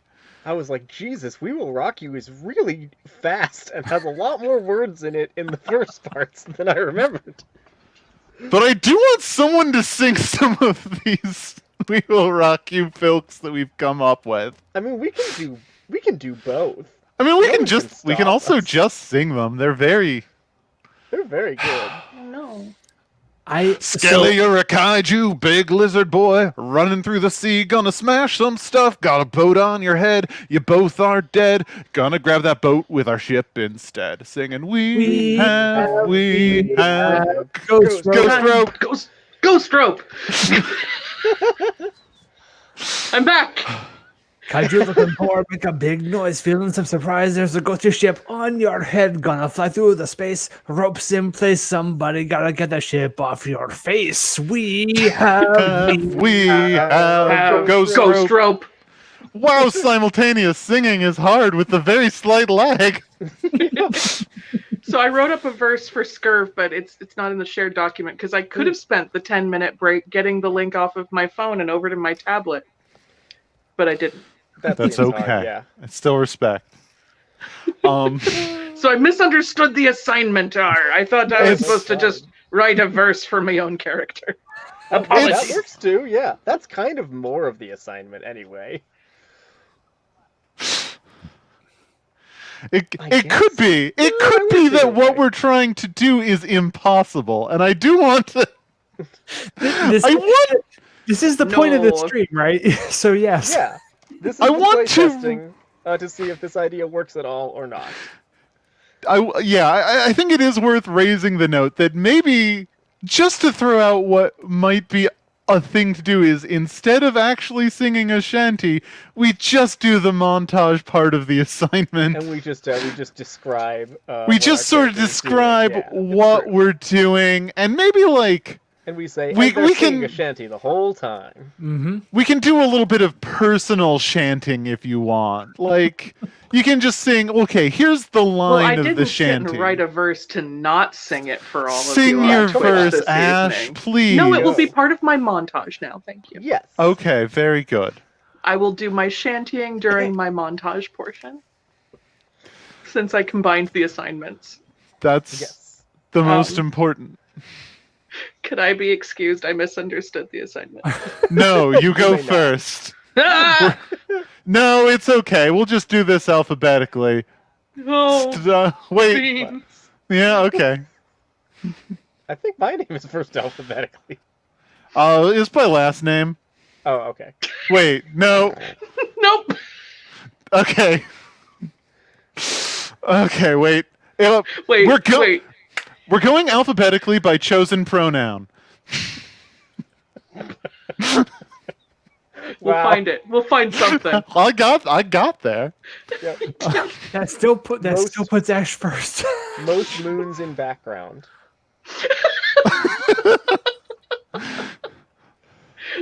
We're going alphabetically, starting with Ash. Well, in that case, then allow me to kick off our montage here. So Scurv is running around with his bucket of medicaments and his little medic bag. Do what? Yeah. He did what? And Medicaments. fresh breath be so important. I had to mute my mic there for a second. Or that was too much. Okay, I can sing it though. Yeah.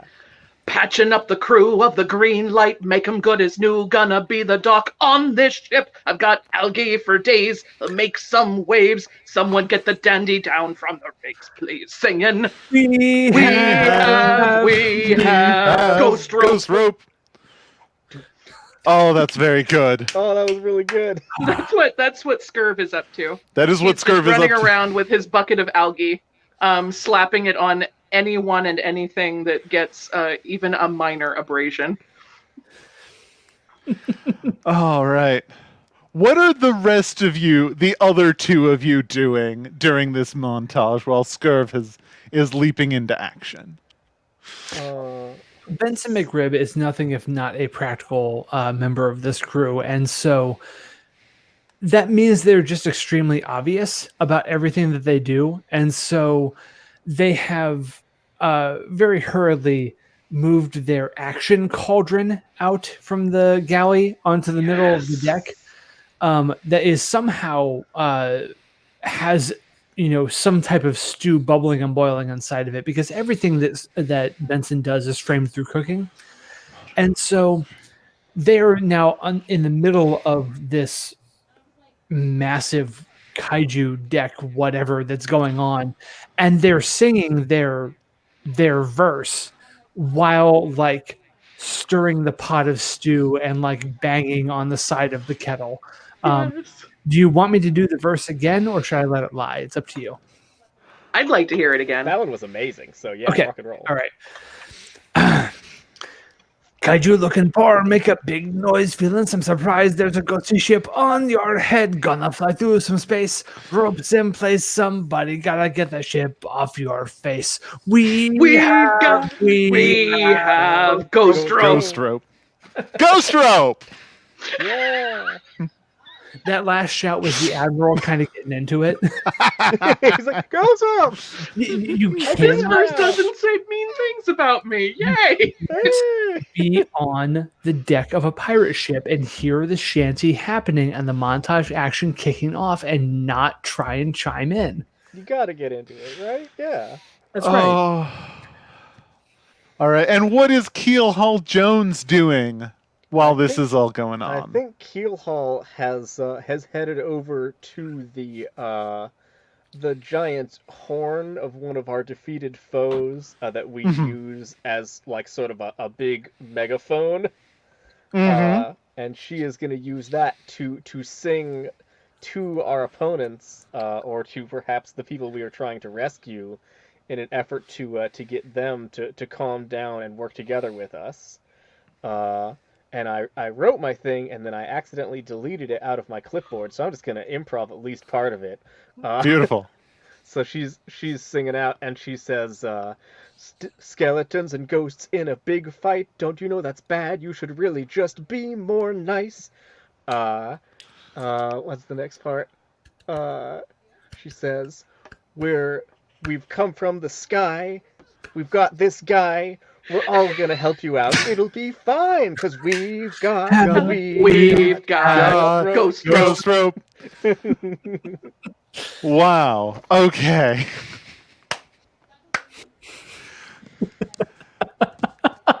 Those were all very good. Yeah. Oh. Eat your heart out, whose line? Oh my God, look at all those dice. Whose bowline is this anyway? Okay. That is worth an extra die. Click that box, Laura. You know you want to. We have a new name for this game. There we go. Oh no, that's the wrong box. Hang on. I feel like that is worth a grand total of 2 extra dice. That's where I'm at. I'm gonna roll this bones. Hey! 2. Nice. 12.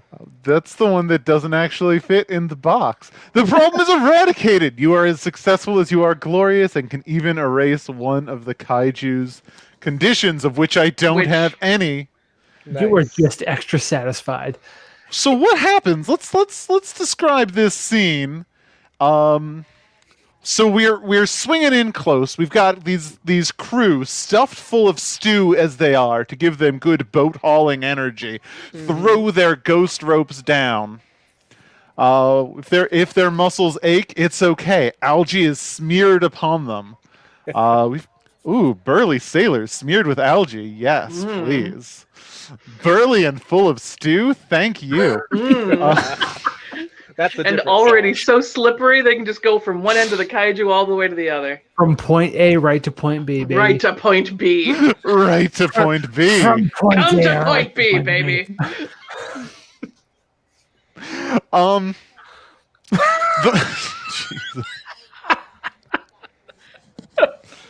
Jesus. Hey, throw the ropes down. And the ropes are thrown down.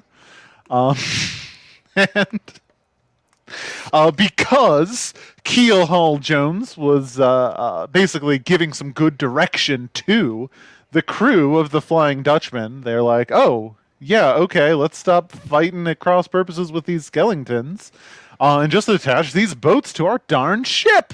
Yeah. Which I think means that, like, y'all are in a position to do the light touch removal, the dirigible action. Because they are helping, they're doing their part, and moments later, the green light kind of flies forward, lifting up ever so slightly. This ghost boat, and let's just make this a happy ending for everyone. This ghost boat slurps off of the head of the skeleton kaiju. It is audible for nautical miles. Audible for Nautical Miles is the name of my next album. Thank you very much. Not the title of your sex tape. No. Yar. The game is band or album. The sex tape does not figure into it. That's just for That's marketing purposes. And I think that because you have, like, eased the pain of this skeleton kaiju, you have also done your Psychopomp duty, intentionally or not, in allowing it to sort of shuffle off this mortal coil. Thankfully, it touches its skull, smooth, boat-free, squeaky squeak squeak, tonk tonk tonk, and with a look on its face that seems almost happy, it just sort of sinks into the sea, dissolving into dust as it does so. Excellent. Ooh. Boo. No, I like it. Ooh. Ooh. Ooh. Ooh. Awooga. Holding it to bone. Awooga. Does anybody have feedback on the stew? Fairbottom says it was a fine stew. It was full of boaty goodness. He's trying. He's not doing well. Really trying. Somebody tie that man up again. Aye, and you can really taste the magical essence imbued from your father's rib. But have you considered putting some coriander in there, or chipotle powder, or something to really zhuzh it up a bit? I've said it before and I'll say it again. Somebody tie that man up again. I've said it before and I'll say it And again. again, someone tie that man up. Run up again. And then a bunch of random crewmen do just seize him and yank him back into his dang old cabin. Just like a cane coming from off stage to yank someone, a bunch of ropes. Whoa! So a quick digression as like a small analysis of the mechanical efficacy of this game, if that's all right. Is that a thing I can do? Is that okay? Sure. Roll. I can't. I cannot physically stop you. Physically, no. However, you could say, "Please don't do this thing," and then I would stop talking. And there's a lot to love about all of this. I think it requires a very specific group of people. Yeah. Seems Oh very god. likely. Yeah. Yeah. And Thank that's not goodness we gathered that specific group of people this evening. 100%.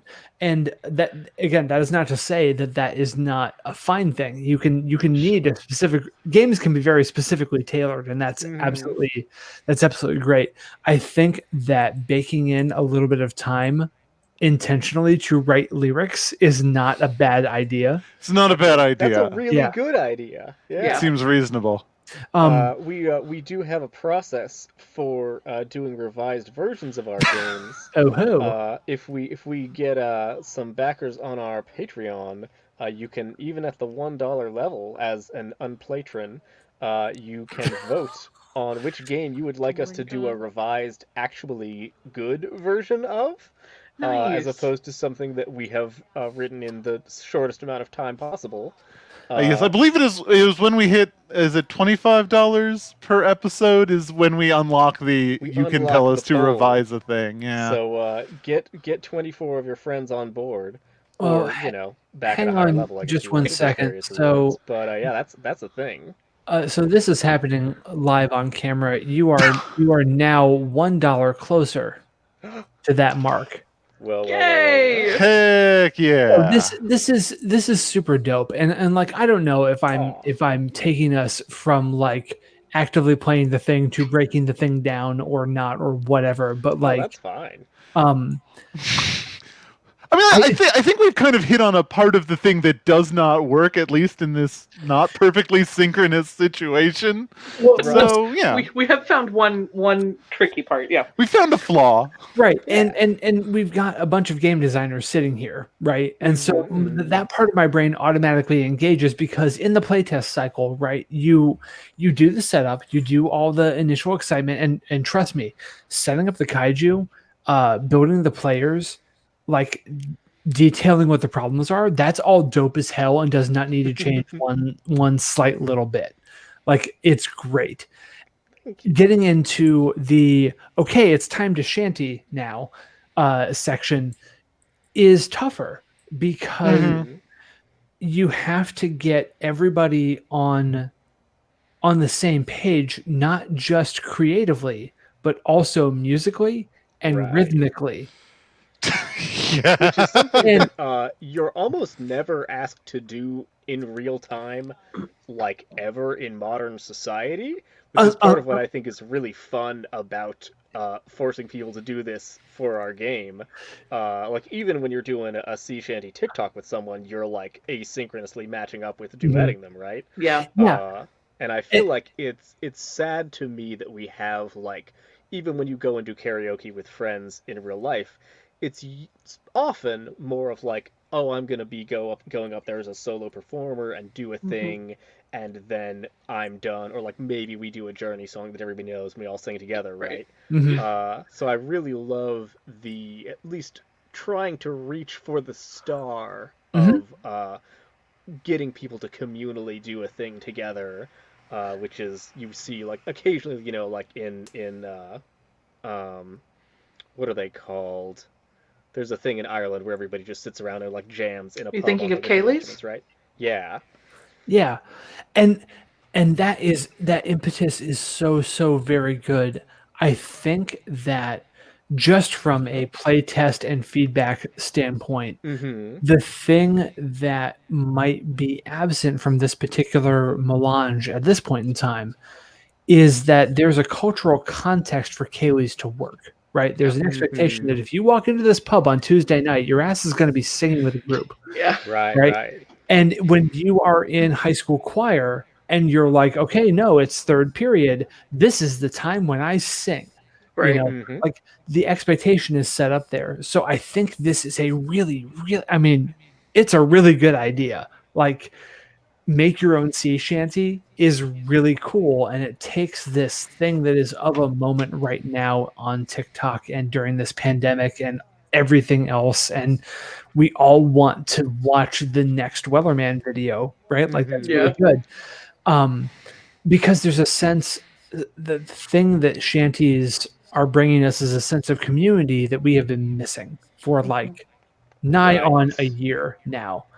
So the only thing this game needs to do is scaffold up the ability to do this communally. Because right now it's a good small game, and trust me, small games, write them, put them out, whatever, right? They don't, it's great. You don't have to like vet your mechanics a thousandfold.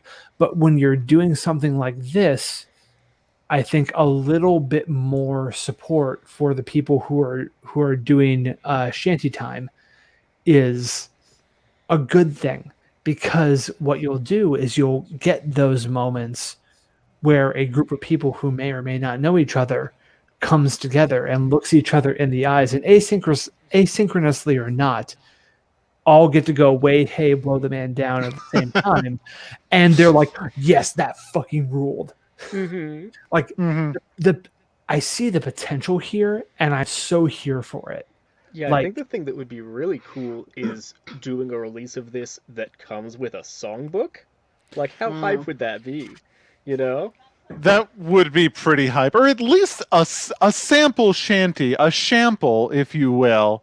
Right. Just couple of sample shanties. Just a little shample. Couple of shample santies. Just a little shample, shample of shampies. A little shample dealer to get your chorus going. Yeah. Something not unlike what Alex has helpfully written down. I just put this away. What Alex has helpfully written down here are just like, this is what it could look like. That's a really good formula, because if you take a 5-minute break and you say, okay, you are only responsible for one line of singer one, because so I've been playing Assassin's Creed Odyssey, not Odyssey, Valhalla, the newest one. Oh yeah, there's flighting in that game. Oh, and nice. Flighting is the Norse art of rhymed insult. Yeah. And the game sets you up. It teaches you how to do the thing. It's like, okay, you can't come in too hard, because then that's too aggressive. You have to match the rhyme scheme and the meter. And so you get into these fighting battles, and you're given like a little countdown timer that you have to pick an option from a list of 3 things. But you're given, here's what the person said, here's their alternate, here's the thing, and then you have to rhyme the 4th line. And it's basic A-B rhyme scheme. So if you set that up on a page and you give someone the Mad Libs version of that, where you're like, well, I mean, he lived in a pineapple under the sea, right? And, oh, squatty and yellow and porous was he. And then you give them the 3rd line, and like, okay, they can see what the meter is in the previous 2 lines and the previous 2 bits beyond the chorus. You're setting people up for success, and that's what something like this needs. So if you could write, say, because there, I mean, 4 to 7 players. So with 4 to 7 players in one kaiju, you're looking at 6 potential problems. So you just need to provide 6 potential shanties. Good point, actually. 6 shanties. That is doable. And you could even give them, like, this is the you're in a big fight shanty. This is the you're trying to solve a mystery shanty. You know, have themed ones for different stuff you could run into. Definitely, and you can reference well-known shanties. You can easily do Wellerman. You can easily do What Do We Do with the Drunken Sailor, right? The ones that people have a chance of knowing, and you could even do them Mad Libs style. You can just set them up where it's like blah blah blah blah blah blah blah adverb, noun, right? And you leave it blank for them to fill in. They go, oh, okay. You on the next line you put noun that rhymes with the one that you did 2 lines above, you know. Ooh, got some great suggestions in the chat as well. Oh, cool. Cindy's yeah. talking about, I lived in a pineapple under the sea. I died in a pineapple under the sea. That's what they live by the pineapple, die by the pineapple. Oh, I married a pineapple under the sea. Hi, B.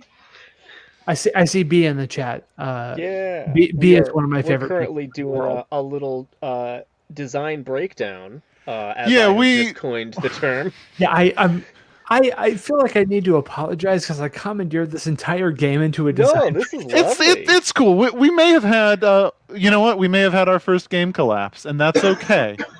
We've had a game collapse. You know what? We've initialized the game collapse part of the live stream. We've initialized the Helvetica protocols.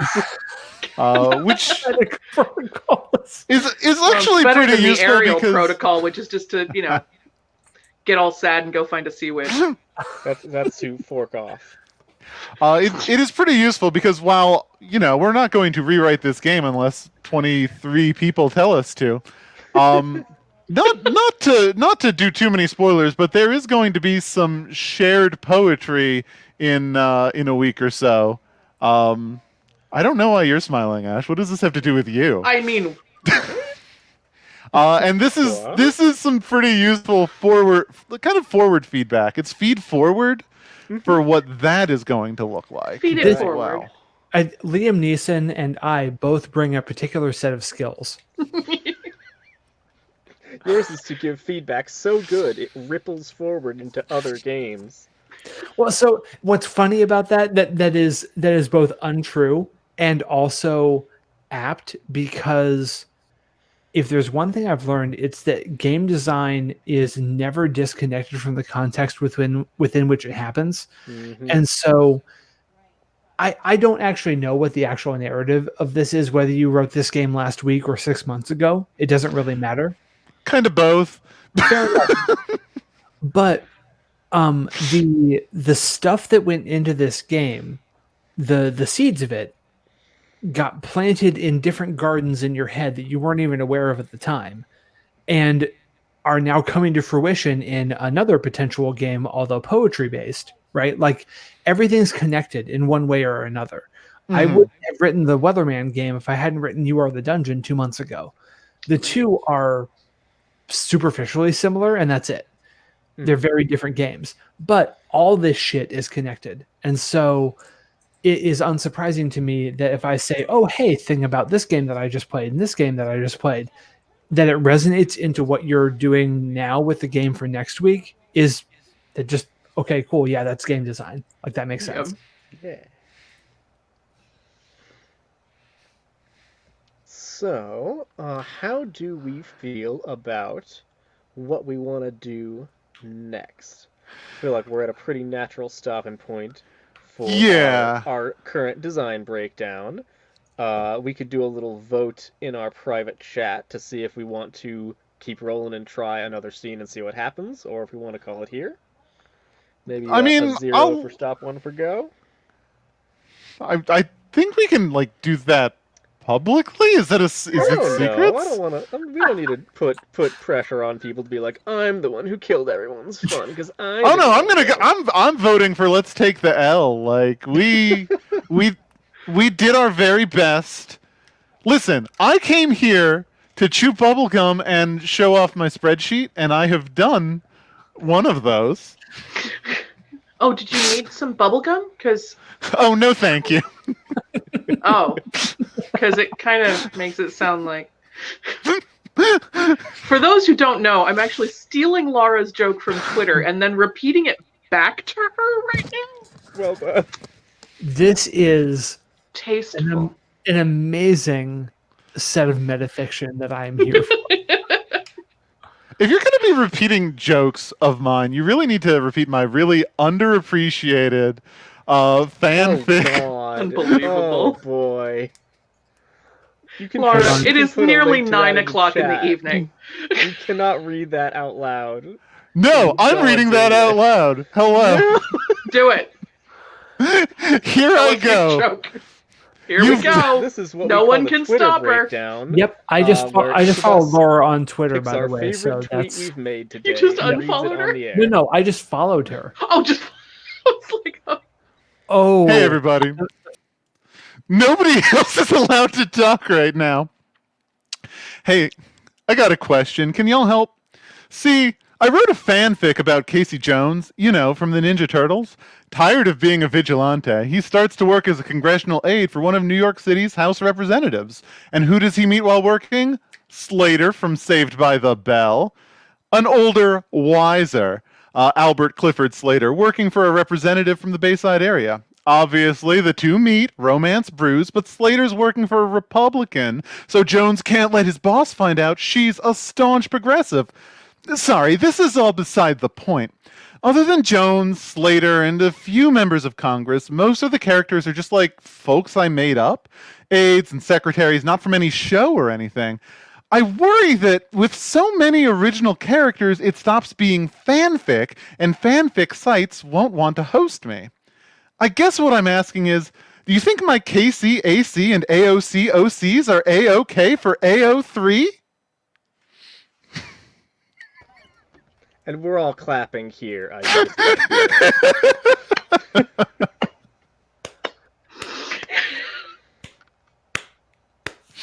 The highest of fives and slowest of claps, Macaulay. This is the content you follow me for on Twitter. No, that's really genuinely true. I do now. I didn't know who you were prior to tonight, but I'm here for it now. Now you'll never be able to forget, no matter how you try. I'm Lara Crimson Blade Turner, and this is what I do. Whatever the fuck this is.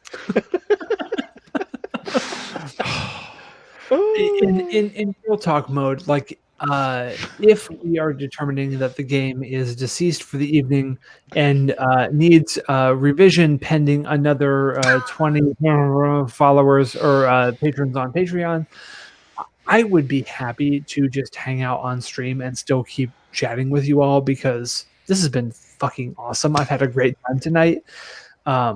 So yes, that's my stance for the evening. I agree. I would love to keep chatting with y'all. I would really enjoy narrating some kind of like narrative conclusion for our for the Green Light and its crew. I'm into that. You know, did Admiral Fairbottom fall overboard during our mission? We don't even know. We don't know. Probably. Probably. Our ending mechanics for this one were pretty sparse. I mean, as usual.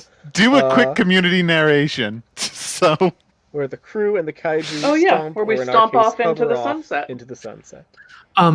So no, I don't have anything for this. I thought I had a thing from there was a montage ending mechanic that I used for one of my games, but that involved telling people to go based on what their die rolls were, and we had no individual die rolls in this. That's true. Which I'm actually realizing I like that aspect of the design. Mm-hmm. It leads towards the collectivist feel of the crew.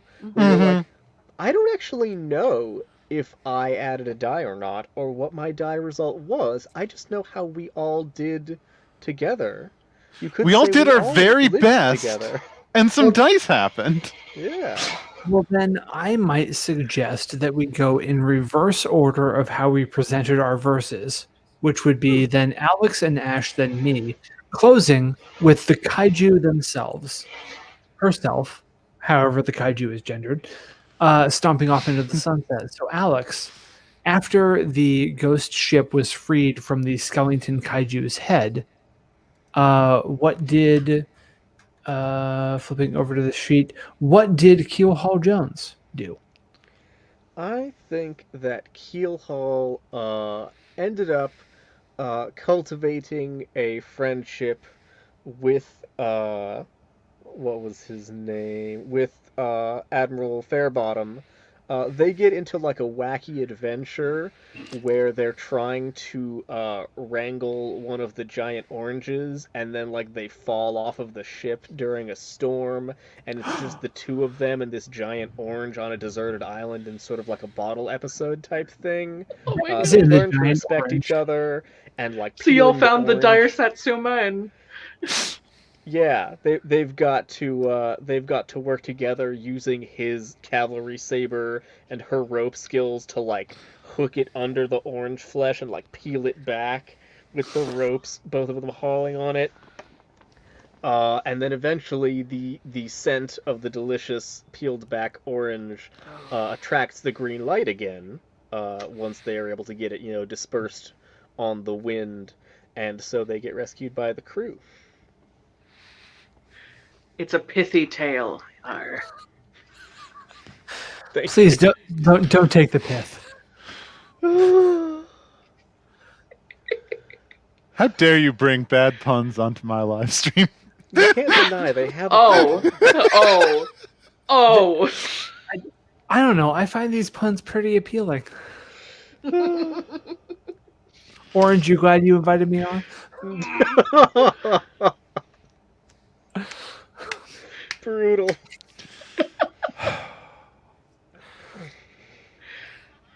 Well, so I was actually thinking, Tracy, tell me what you think about this. But I was thinking that Scurv might, after the sailing's done, that he approaches. Oh, I'm so sorry, I've forgotten your character's name now. Benson. Yeah. Approaches Benson about joining forces and making finding a way to make the algae taste nice, so that you could sell it as pirate sport grog, power grog, something. Mm-hmm. Yeah, that's amazing. A medicinal grog.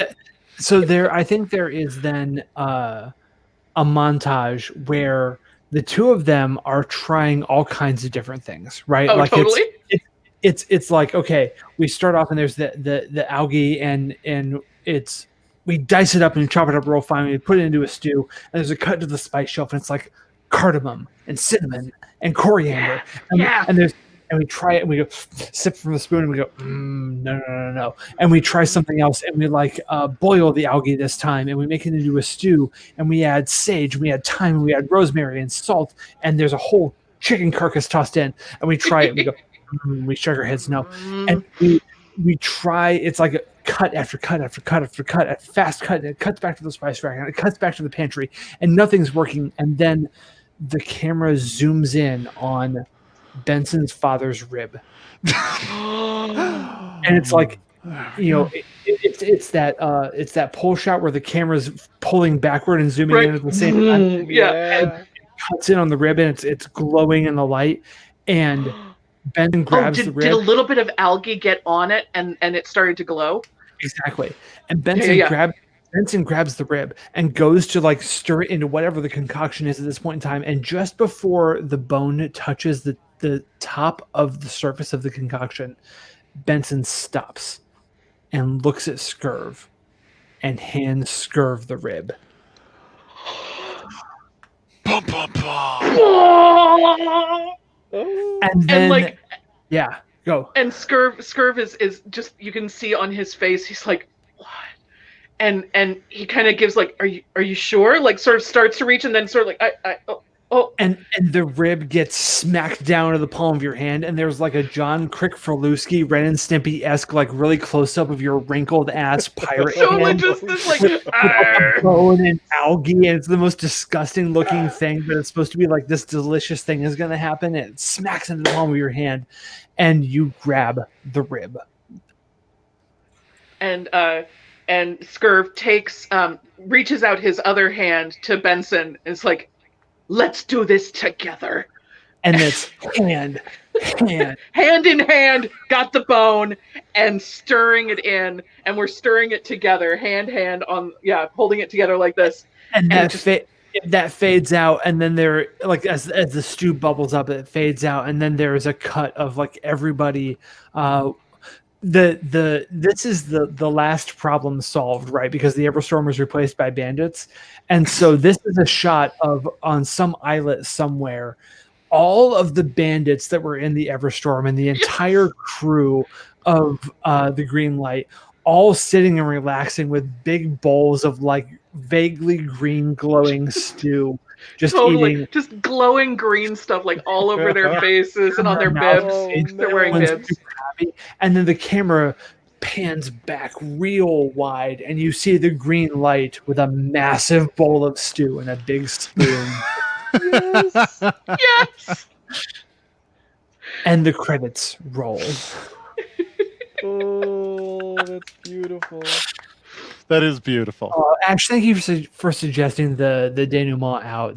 That's very good for what we were doing. Get that Geisha. Yeah. Yeah.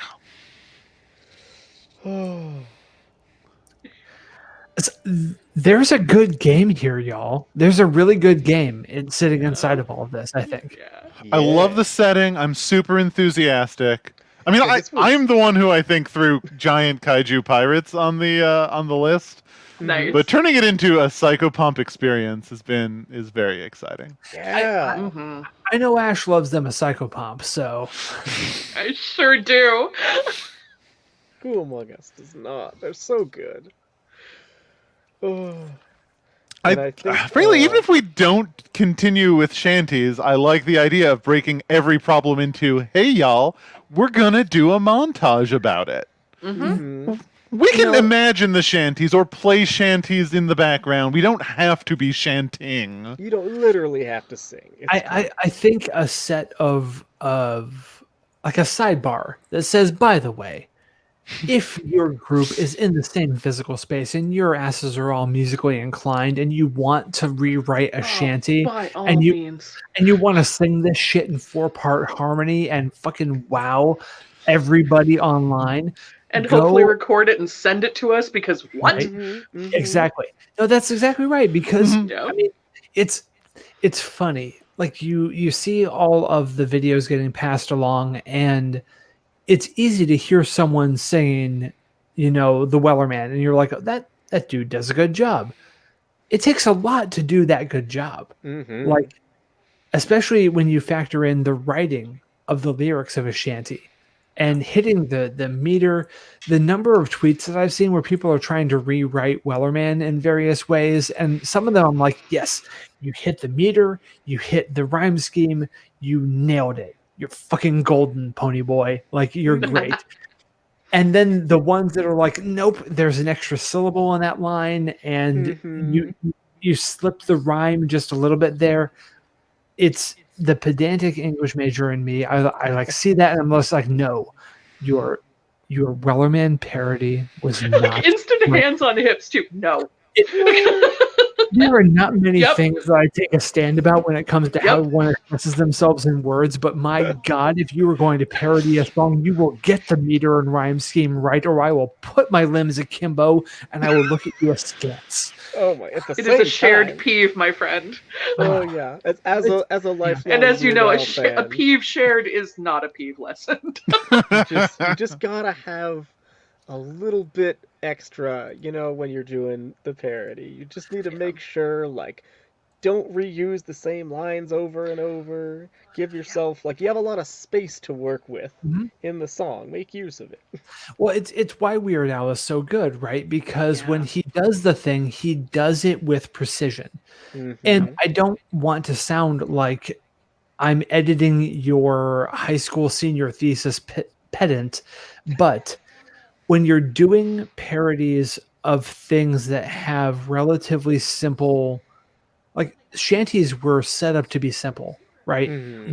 You're trying to do work at a time way, hey, we're pulling all at the same time, right? This is an actual thing. You're trying to put a metronome to your work. So it's not that complicated. So I get the impulse to be like, I have wild, fiery inspiration in the back of my brain. I need to go and do this thing online right now, or I'm going to miss the moment. Stop and take a breath and just make sure you hit the meter, you hit the rhyme scheme, because otherwise it's not going to get the retweets and likes that you want. That you crave. Yeah, and craving them is fine. I crave the shit out of that stuff. Like, it's great. But that circles back around to why doing a game like this where you need to write a shanty is tough. Because if the shanty doesn't hit in the moment, you know it, the people you're playing with know it, and even if no one is like bent about it. You're like, oh, that one didn't do it, did it? It's like you're, sometimes you bite into an apple and it's just perfect, and the texture is just right, and the juice is just right, and like everything just hits at once, and you're like, damn, that's a good apple. And then sometimes you bite into an apple and it's like, okay. This was a red delicious. Yeah. I was the difference between biting into a Honeycrisp and a Red Delicious. This message brought to you by the Honeycrisp Council. Why, Ash? Why the fuck do you and I share a portion of our brains? It's delightful every time, Tracy. I love it. I love it so much. Alex and Lara, you invited the best two people on for this thing because, well, at least for my purposes. It's great for you that you got invited. Yeah. Yeah, I mean, hey, you hold ultimate power. You could just just do your fanfic cast, and that would be fine. So if you, oh yeah, get out of here! Oh wait, what am I doing? Backstage for all of you. Oh no. Well, at the very least, but Lara's living props. We should have done that the whole time because you were the Oh, kaiju. that's amazing because you were the Oh kaiju. god, we should have done that. Beans. I At least I can show off my my cool skulls better now. Oh, Hey? yeah, skulls. I didn't even see the skulls until now. That's great. Very good. Yeah, dog. Our beautiful I went giant monster. as piratey as I could. This isn't actually a bandana. It's a fat quarter with a slice of pizza on it, but it's it's the best I could do on short notice. Also, Lara, I dig your Thank you. hair. Your hair is, yeah. I can see it. It's getting, yeah. It's long enough to flip, and like a month and a half, you'll be able to pull it back fully into a pony. It's good stuff. Oh, I'm so excited. Yeah. I'm gonna take. Oh, Yeah, show us that Just Isabel let it goodness. Oh, yes, the toss. you know what? Your hair just got better. Yeah. Also, that goes There up we on go. screen, and that That doesn't gets go highlight. away. Thank you, And it's CL not, Viator. it's not hiding my face anymore. I dig this. Like, I don't know how much longer this conversation is going to go on, but this has been fucking fantastic. I'm so happy. Magnificent. Alex, I'm so happy that you reached out to me and invited me onto the show tonight because this has been great. A balm to my soul in these trying times. Mm-hmm. Thank you. Thank I had you. one thought while we're sitting around doing some play storming. I was thinking about how Lara, as the giant monster, doesn't actually have a lot to do. Rules as true. written. You don't get a lot of chances to go, and then I lift up my mighty wing and I smash it down, right? Like, I'm like, I want to hit a little bit more of that I'm a big monster fantasy. How do we get That that in there? is fair. I'm not sure how that would best work. Yeah. For my part, if I am writing a game like this, what I do is I put instruction to the giant monster that throughout, like it's an interweaving, right? Mhm. Because you don't want to take center spotlight as the giant monster, but you want to feel the weight of the size Yeah. of the beast, right? You want to have the scale outlined for you by the person who is in charge of facilitating the game. And so there is just a sentence or two of instruction. It's almost like part of the agenda in Apocalypse World game. Yeah. Where the agenda is make the kaiju's presence felt. Where whoever the GM is just has to make sure that as montage action after shanty gets like demonstrated by the players and they are successful or they're not, then the GM goes, okay. And all this is happening upon a massive mountain that is sliding down into the sea and the spray is kicking up 1,000 feet into the air. Right? Like it's the epicness of the narrative that the GM gets to bring as a framing tool. Mm-hmm. for myself. That's what I would do. But obviously, like that. we're all extremely intelligent designers here. So Another thought that I had about the GM's role could be a sort of supporting move or reaction to each of the crew members' actions. So, like during the montage, as I was thinking about, what would have been a way for Greenlight to respond to what Scurv was doing. That while Scurv is running all over with this bucket of algae, slapping it on every little scrape and bruise, that at the end of that, maybe like even the success of our roll might improve it. That the green light then sort of like shifts a wing or something to kind of create a little like whoop, and then Scurv kind of like slides up and over or something. Just a little like just some like narrative of the way that green light is aware of the crew on them. And kind of bring a little bit of that like shared mindset into it. Fun. Would be really cool too. It's a reframing, right? Because totally, the little people are doing all their little things, and then the green light knows that Scurv's algae like stops pain from happening. Sure. And so, like the green light shifts and Scurv goes sliding down like a wing into like a set of like bundled tendons down to where there's a cut they didn't know about. Totally. And Scurv's like, oh, you're here, algae, and just is like throwing handfuls of algae onto the cut. Yeah. And there's like I like the symbiosis aspect of that kind of interaction. There's a big shudder as like the green light stops feeling the pain from that cut. Like and Scurv's like a fucking hero right then. Like that's awesome. Right. That would be really cool.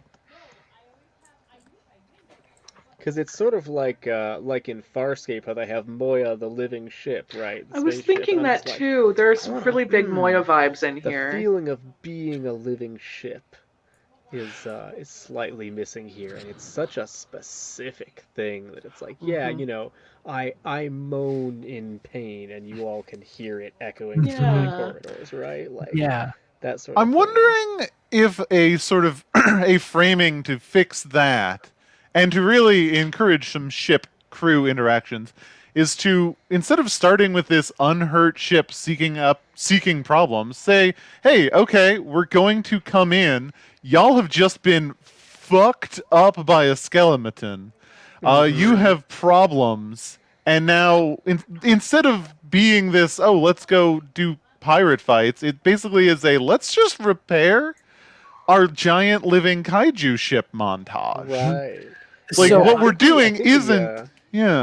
It isn't about that a little bit in our external, but it's internal. I sort of forgot about it.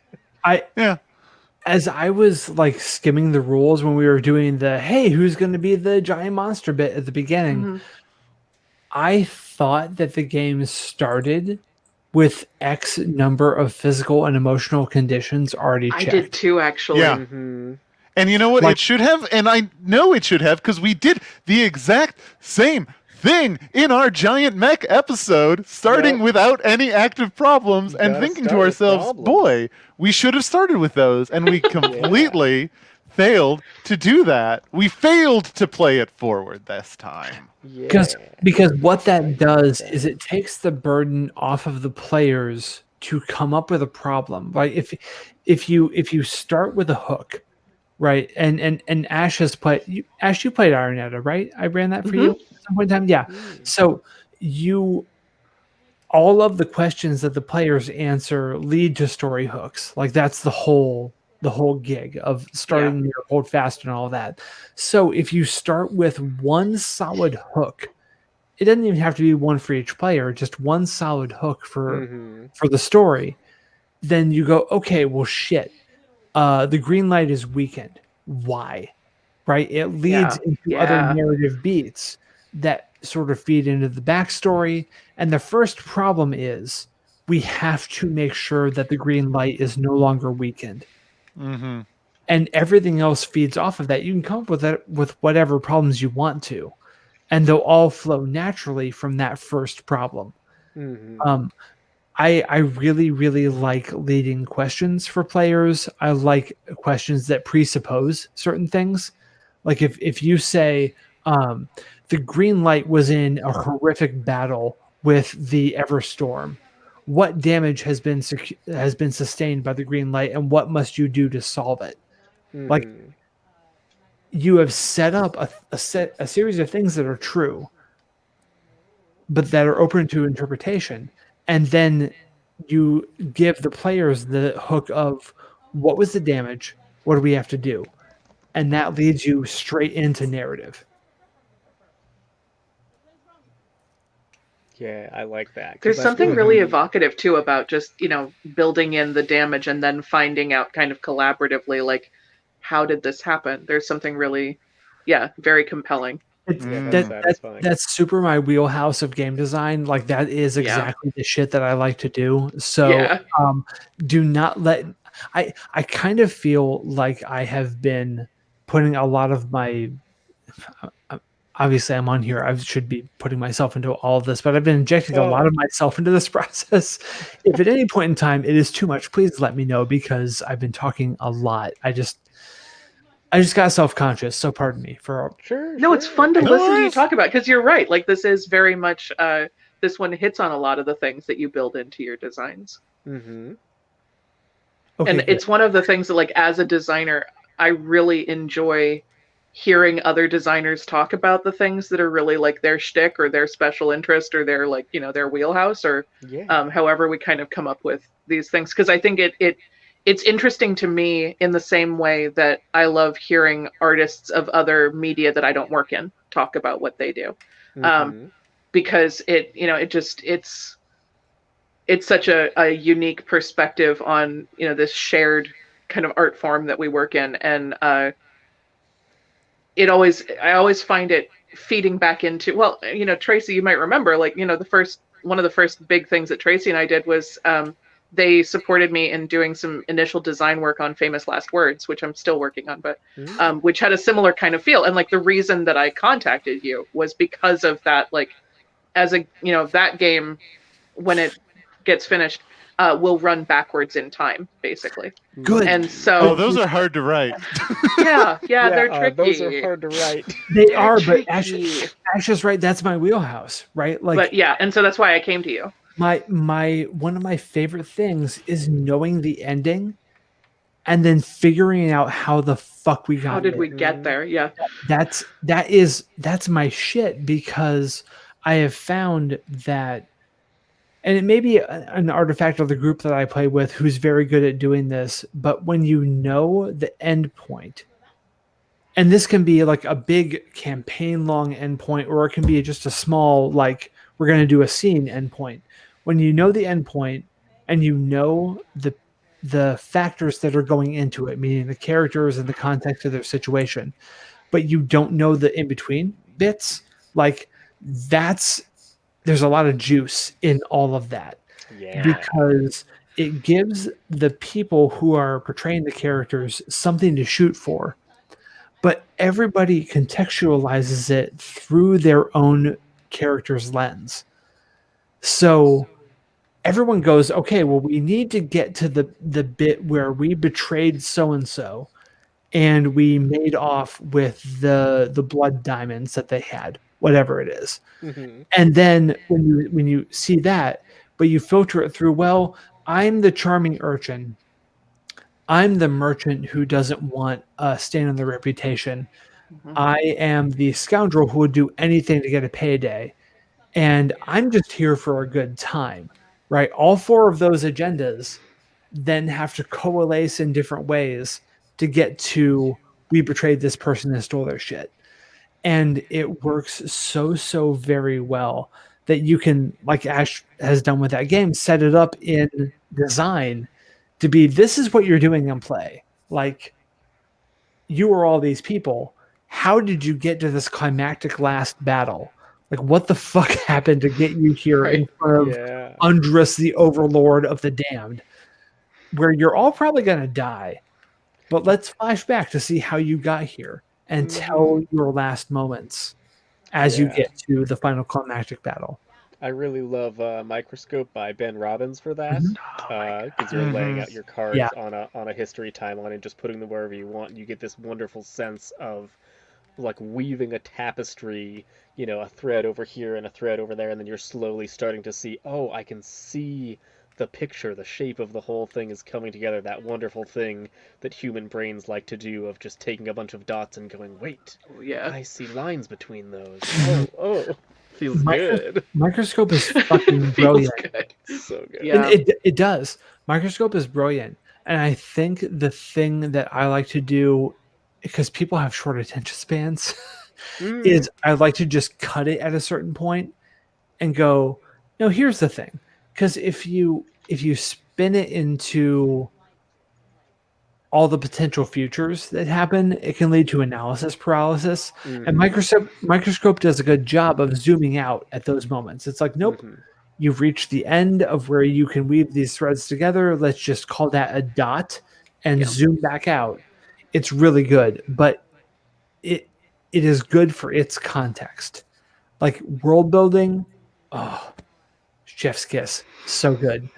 Do you want to play a game about a given moment? You need to dial in tighter. Then Microscope will let you, which is fine. It does what it does. Yeah, that was an interesting thing for me thinking about this game. Is I feel like it's, you know, one of our crash and burniest games mechanically so far, but it's a really cool setting, and I was like, is that a thing we can do with Unplaytested? Is just make up a setting? Because that's pretty fun. Ooh, I like That is, we absolutely can. Yeah. It's interesting because I was like, huh, like the wonderful feeling of going like, oh, here's how the ghost kaiju work, and then here's how the skeleton kaiju work, and it's slightly different, was like so good, right? So what we got to do now is we got to take this and we got to run it using something like D&D 5th edition, you know, something you can use for I'm anything. You off the stream. Where's the backstage button? Only I get the backstage buttons. You get my shitty takes. You really were a monster the whole time. A megalithic, just monomaniacal monster. You just take over everything. Oof. Okay, fine, no, but I could see a fucking fiasco and one of us plays a monster and everyone else lives on their back. I'd do that. Yeah.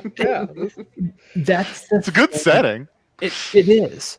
And that's the thing that I love about game design is that sometimes you get a whole complete game. You're like, oh yeah, it's the setting, it's the mechanics, it's how the players do the thing. It's brilliant. We love it. Let's just do the thing. And sometimes you're like, well, that mechanic's really good. Let's just take that. Put that someplace else. Yeah. And sometimes you're like, that setting is dope. Let's move that to something else. Yeah. And so many of the things that get published are a byproduct of all of that. Where it's like, I'm just going to take this one bit that I really dug. I'm going to slap it on here. You know, that with a little scotch tape? That's great. Let's do that. Yeah. And it's fun seeing, like, when somebody makes a mechanic that they really like, and then people hack that into different settings, right? Yeah. And then people make a setting, and people play it with different mechanics. And sometimes you get that, like, oh, this is like the biting into the perfect apple, where it's got the setting and the mechanics that work perfectly together. And then sometimes someone's like, oh, that's not actually, no, I'm not really Honeycrisp Gang, I'm Pink Lady Gang. It's like just a little bit different, right? Okay. Y'all are making the wrong choice, by the way. It's Cosmic Crisp is the good Granny apple. Smith, but that's fine. Whatever. No. The one I actually haven't had Cosmic Crisp yet. It's good, but their season is like a week and a half, so they're not good I remember anymore. you saying that, I think, last year. We were like, hey, these are the 3 days to go and try the good apples. They're so good. They taste like what you think an apple tastes like. See, I got some Cosmic Crisps from some family for Christmas, but I didn't know it. I just thought they were like generic apples. So I forgot about them because I have ADHD, so they were just sitting like on a table, and my brain just sort of like edited them out of existence. Like because they weren't moving. So And then, like, 3 weeks later, I was like, oh, hey, that shape on a table has a black spot on it. Oh, it's an apple. Oh, my apple's it's gone bad. apples. Whatever, it's Oh, just the some, apples. some Garbo apple. And then my wife was like, wait, those were Cosmic Crisps. And I was like, what? Amazing. Oh, I'm so sorry. Oh, Those are just some Garbo apples. So I work at a grocery store as my day job. So during the fall, we have a lot of apples. I have tried the Cosmic Crisps. They're okay. Hard disagree. Wow. The ones that we had in the store where I work were okay. Okay. And I only sampled 300 or 400. The Honey Crisp we had were all universally delicious. And I will say that I talked to our produce manager, and during I think it was mid-September to like mid-November, we sold 7,000 pounds of Honeycrisp apples. I have to say, my sense of scale is such that there was almost no order of magnitude you could have said, and I wouldn't have been impressed because of the tone of your voice. We sold 700 pounds of apples? That's a lot. 7,000. Whoa! Massive amount. I was impressed before I even knew what the unit of measurement was going to be. I was like, 70,000 apples? Oh no, pounds of apples? Yeah. Tons of apples? It was, I mean, and for context, I work in the beer and spirits department. I do the buying for the beer. So, like, I bring in cases of beer to stock on the shelves. That's a lot of fucking apples across 3 months. Is weighs 7,000 pounds of apples. Like, that is 2.5 tons of apples of one type. Of just one type. And that's just the one type, yeah. Just the Honeycrisp. That's great. Yeah. That's I mean, a lot it's of my pie. favorite apple. It's delicious. I love that fucking apple. It's so goddamn good. A Honeycrisp. I'm so glad that somebody found it and was like, this one. Because that's how fucking apples work. Apples! They don't propagate true. Like, if you grow an apple to seed and you just like, I'm gonna take these apple seeds. This apple, like, this apple was delicious. I'll plant its seeds. Schmuck. Nope, exactly. Johnny Appleseed did not do shit except for plant cider apples across the whatever fucking route he took across Nobody's America. gonna eat this. That's right. Because they have to be taken from goddamn cuttings or samples and grafted to a living apple tree to make anything even remotely delicious. Like, we have ciders that I sell that are from wild apples that are supposed to be tart as hell and no residual sugar and all that. Right. All that good stuff. And that's fine. You don't want to bite into that. That's like the crab apple that was in your grandma's driveway. Oh god, Yeah. yep, we had a crab apple tree and it was not good to eat. No, but you can make applesauce from it. Ooh, I'll bet Didn't that is know good. that. Yeah. Should've Yeah, done because that. you're going to put a bunch of extra sugar in there. Exactly that, Ash. Ash, again, you and I Gotta just come like along. whatever the hell is going on right now. You and I are on the same wavelength. It's a raging sea, Yar. Ooh, wavelength would be a good term of art for this game. Ooh. When you're on the same wavelength. Ooh. It's got that just a little bit of a dual meaning. Yes. Writing that one down. just Yeah, in case definitely we write that ever down. Need to redo this. Hint, hint, vote for it. Vote for this game. Or vote for a game that we don't have to work so hard to redo. That's good too. Give us an easy one. For the Yeah, first one. give us a real home run. Come on.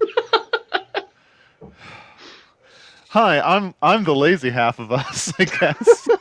No, you've done so much work on this. The beautiful You really layout, have. the art, the spreadsheet. Yeah. Oh, I did do the spreadsheet. Thank you for mentioning. Thank you You for made a mentioning the spreadsheet that rolls spreadsheet, Mr. dice. Guerrero. I contributed to redesigning the logo so that the T-Rex from Dinosaur Comics has a bunch of flags like Godzilla spikes on his back. I love that part, and then all of it inside the Ouroboros is fantastic. And then it's stepping on the head. And it's standing on its head. What? It's so good. Hooray for logo design. Yeah, very quality. That can take you a long way. Oh wait, has our audience actually seen the logo, or are we just fucking I was talking just to ourselves? wondering, have Yeah. you shown everyone the beautiful logo? I don't know that it has been visible, so let me remedy y'all. Yeah, open. There we go. Sharing no. the I screen. just realized I forgot to plug in the magic wire that makes the internet go fast. Oh, Whoops.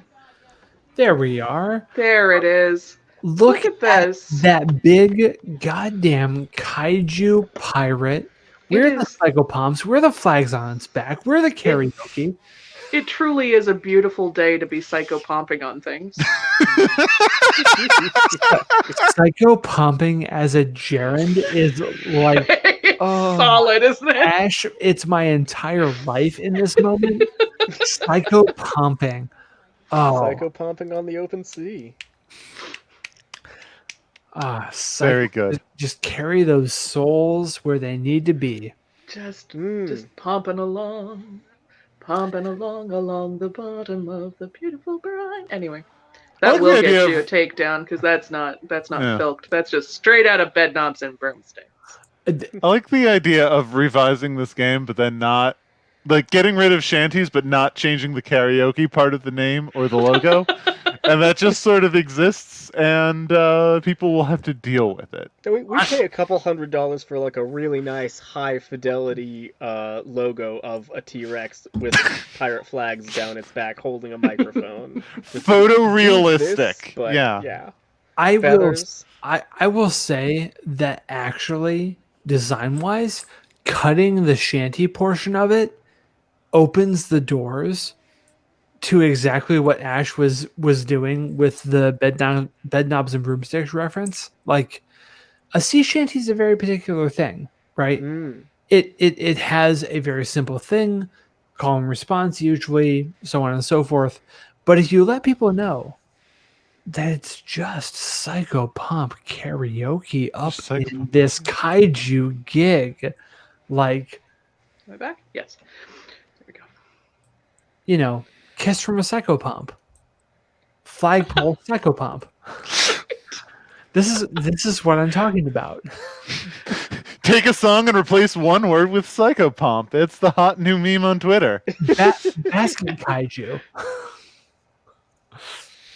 Yeah. I've had the time of my Psychopomp. Yeah. Inside Psychopomp. And wait a second. Laura, I want to know, what song did you think I was referencing? Because I think you know what it was. But I want to know. With which line? I said Inside Psychopomp.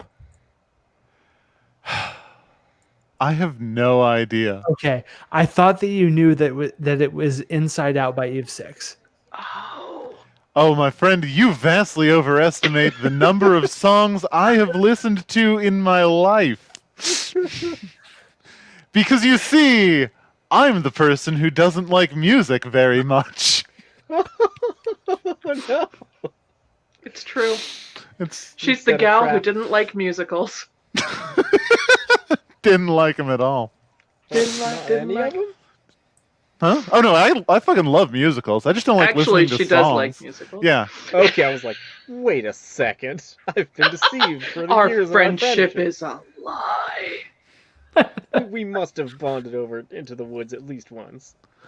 No, I just can't I've resist never seen making Into the Star Woods. Kid references at every possible Yeah. Very good. opportunity. Baker's wife really gets robbed in that, though. Baker's More than yeah. I rewatch Into the Woods. I'm like, she's the best character, and then she dies for no reason. No reason.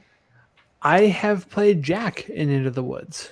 Oh, no. Oh, I bet you were delightful as Jack. There are giants in the sky. I was hoping you were going to do that. There are big, tall, terrible giants in the sky. I won't do any more than that because there are like 7 key changes in that one song. It's Yeah, it's a whole it's like thing. climbing a beanstalk, that song. Sondheim is a fiend. He's so great and Yep, so mean. I love him. Yep, I can unfortunately or fortunately quote any number of Into the Woods songs, A Funny Thing Happened on the Way to the Forum songs. Yeah. I can give you a little Sunday in the Park with George, you know. Well, I can do the villain songs from Urinetown, so it's not a competition. We're fine. No, I was a musical theater kid, and Sondheim always was my favorite composer. Just like Sweeney Todd is one of my favorite musicals. All of it, even the fucking Tim Burton movie. It's the only time I've been able to see an on-screen portrayal of that entire story. And so, even though half of it was Drek, at the end of it, I was sitting in the theater like, I got to see Sweeney Todd on a screen.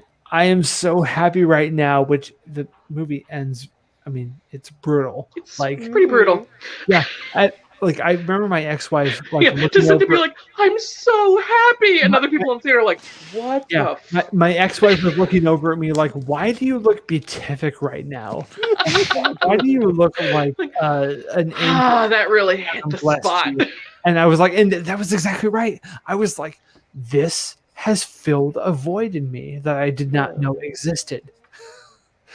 Because it's not often performed, and it's extremely hard to sing in its Sondheim original form because you need 2 amazing tenors to do any of the chorus bits. And so you don't get to see that musical performed too terrible often. And it's brutal even when it is performed right. Like, it's a very grim, dark thing. Good God, I'm derailing this entire. No. I was just reminiscing actually about when we did a playtest of Abyssal at Big Bad Con years ago, and it was the London 1888 playbook. And so Lara opened up with no preamble. Everyone sits down, and all of a sudden she launches into the first song of Sweeney Todd. There's a hole in the world like a great black pit that is filled with people who are filled with shit, and the vermin of the world inhabit it. But not for long. And then she just stops and goes, so welcome to London. All right. So, and I'm just like, yes. And our players are like, what is happening? This is great. And it just took off from there. It was such a good playtest. Len is so good, and Angela Lansbury is the best. Oh, just. That woman is a queen. I think about Have a Little Priest maybe too often for a world that exists where cannibalism is not supposed to be a thing. Not supposed to be. Certainly not supposed to be played with. Not recommended. Not So I'll give you counterindicated. Yeah. I'll give you a little bit of inside baseball. So I got hired to write a little bit of history and world building stuff for the campaign podcast for One Shot. I will not reveal much about the subject upon which I was writing. I will simply say that there is a character who I was able to make convincingly and without much of a stretch, Sweeney Todd, his clients at his father's butcher shop. A classic. I'll leave it at that, and that is a canonical thing for campaign. There has been, and the only reason I feel comfortable even giving that much is there has been a reference to it within the published episodes. Nice. And I'll leave it right there. I'm just very pleased with what I was able to accomplish. As you should be. As well you should be. I really hope their adventures take them on a whirlwind tour of 7 or 8 different butcher shops, and they're each one wondering, is this it? Is this it? I will simply say they need to do more reading.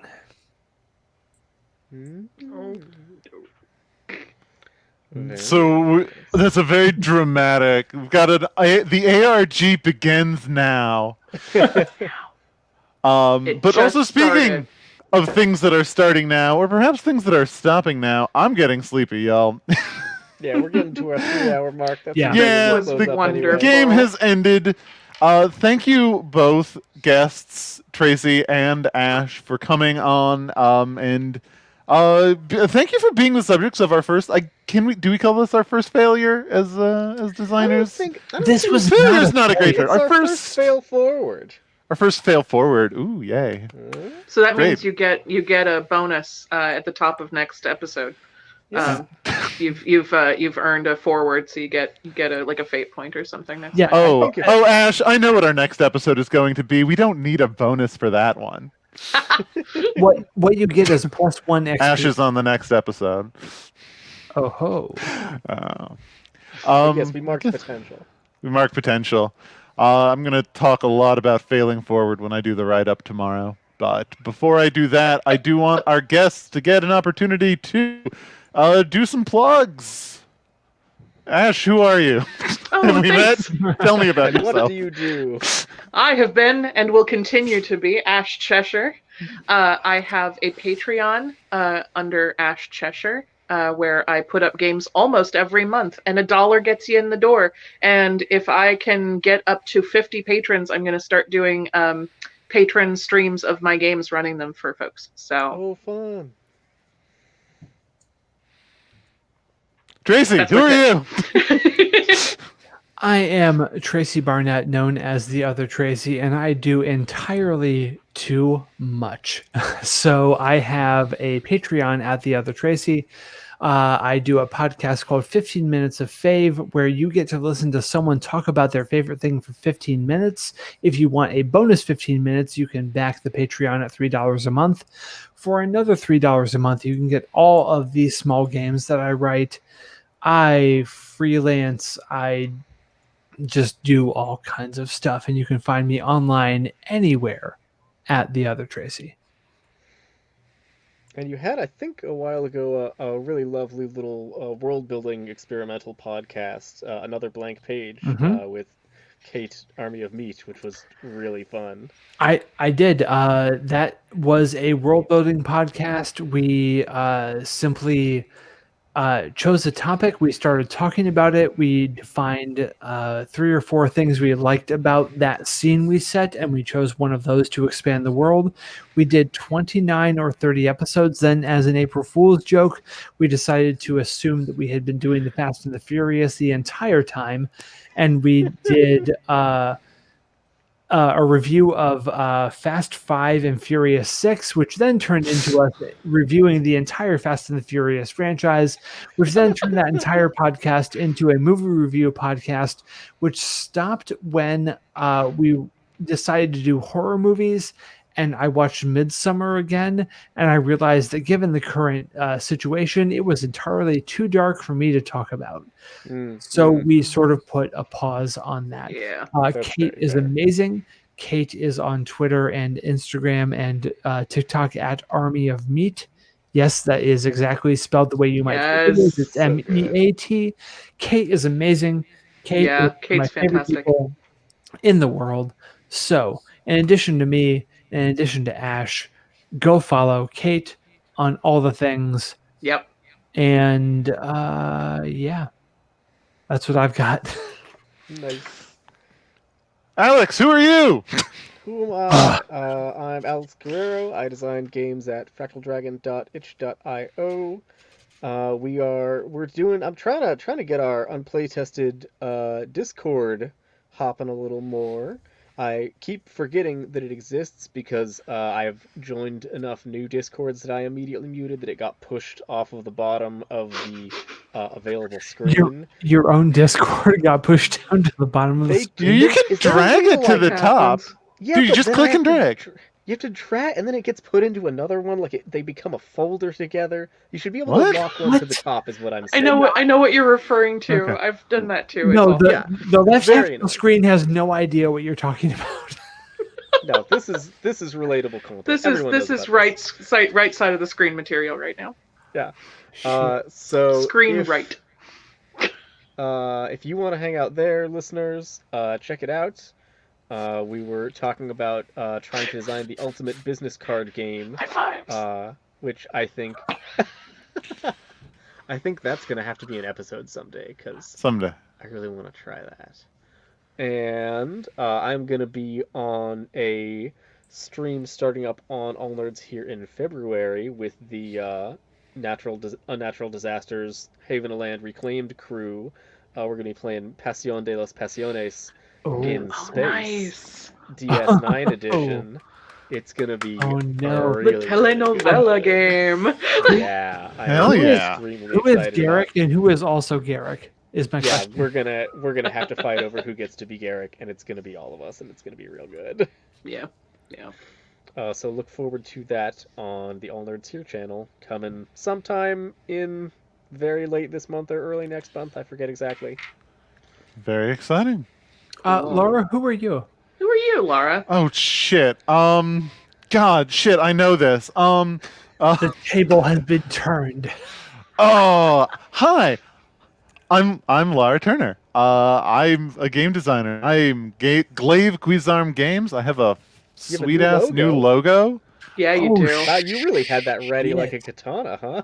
That's, Yeah, baby. Yep. that's a good logo. It goes shing.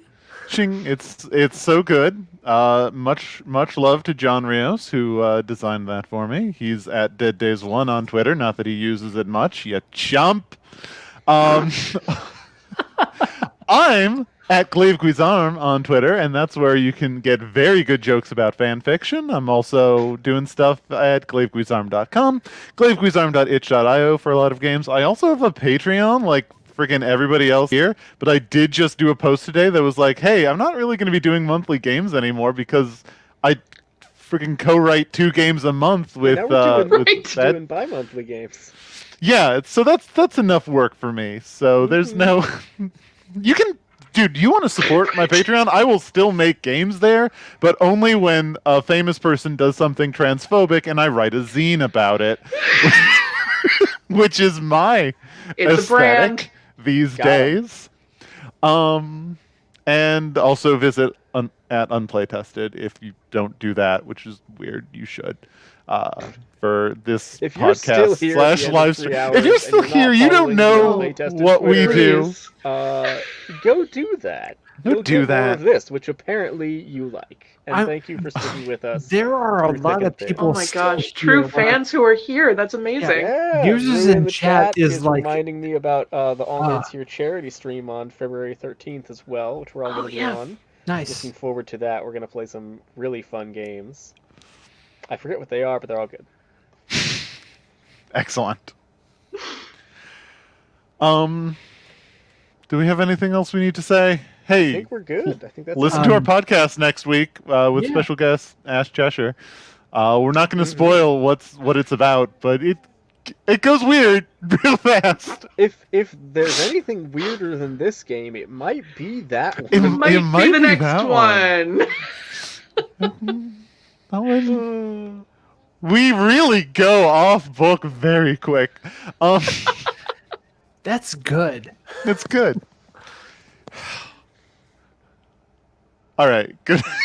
Go away. This, Good this night, has everyone. been a goddamn delight. Thank you so much. We Oh. have We have have Ghost Road. Ghost Ghost Rope. rope. Yeah.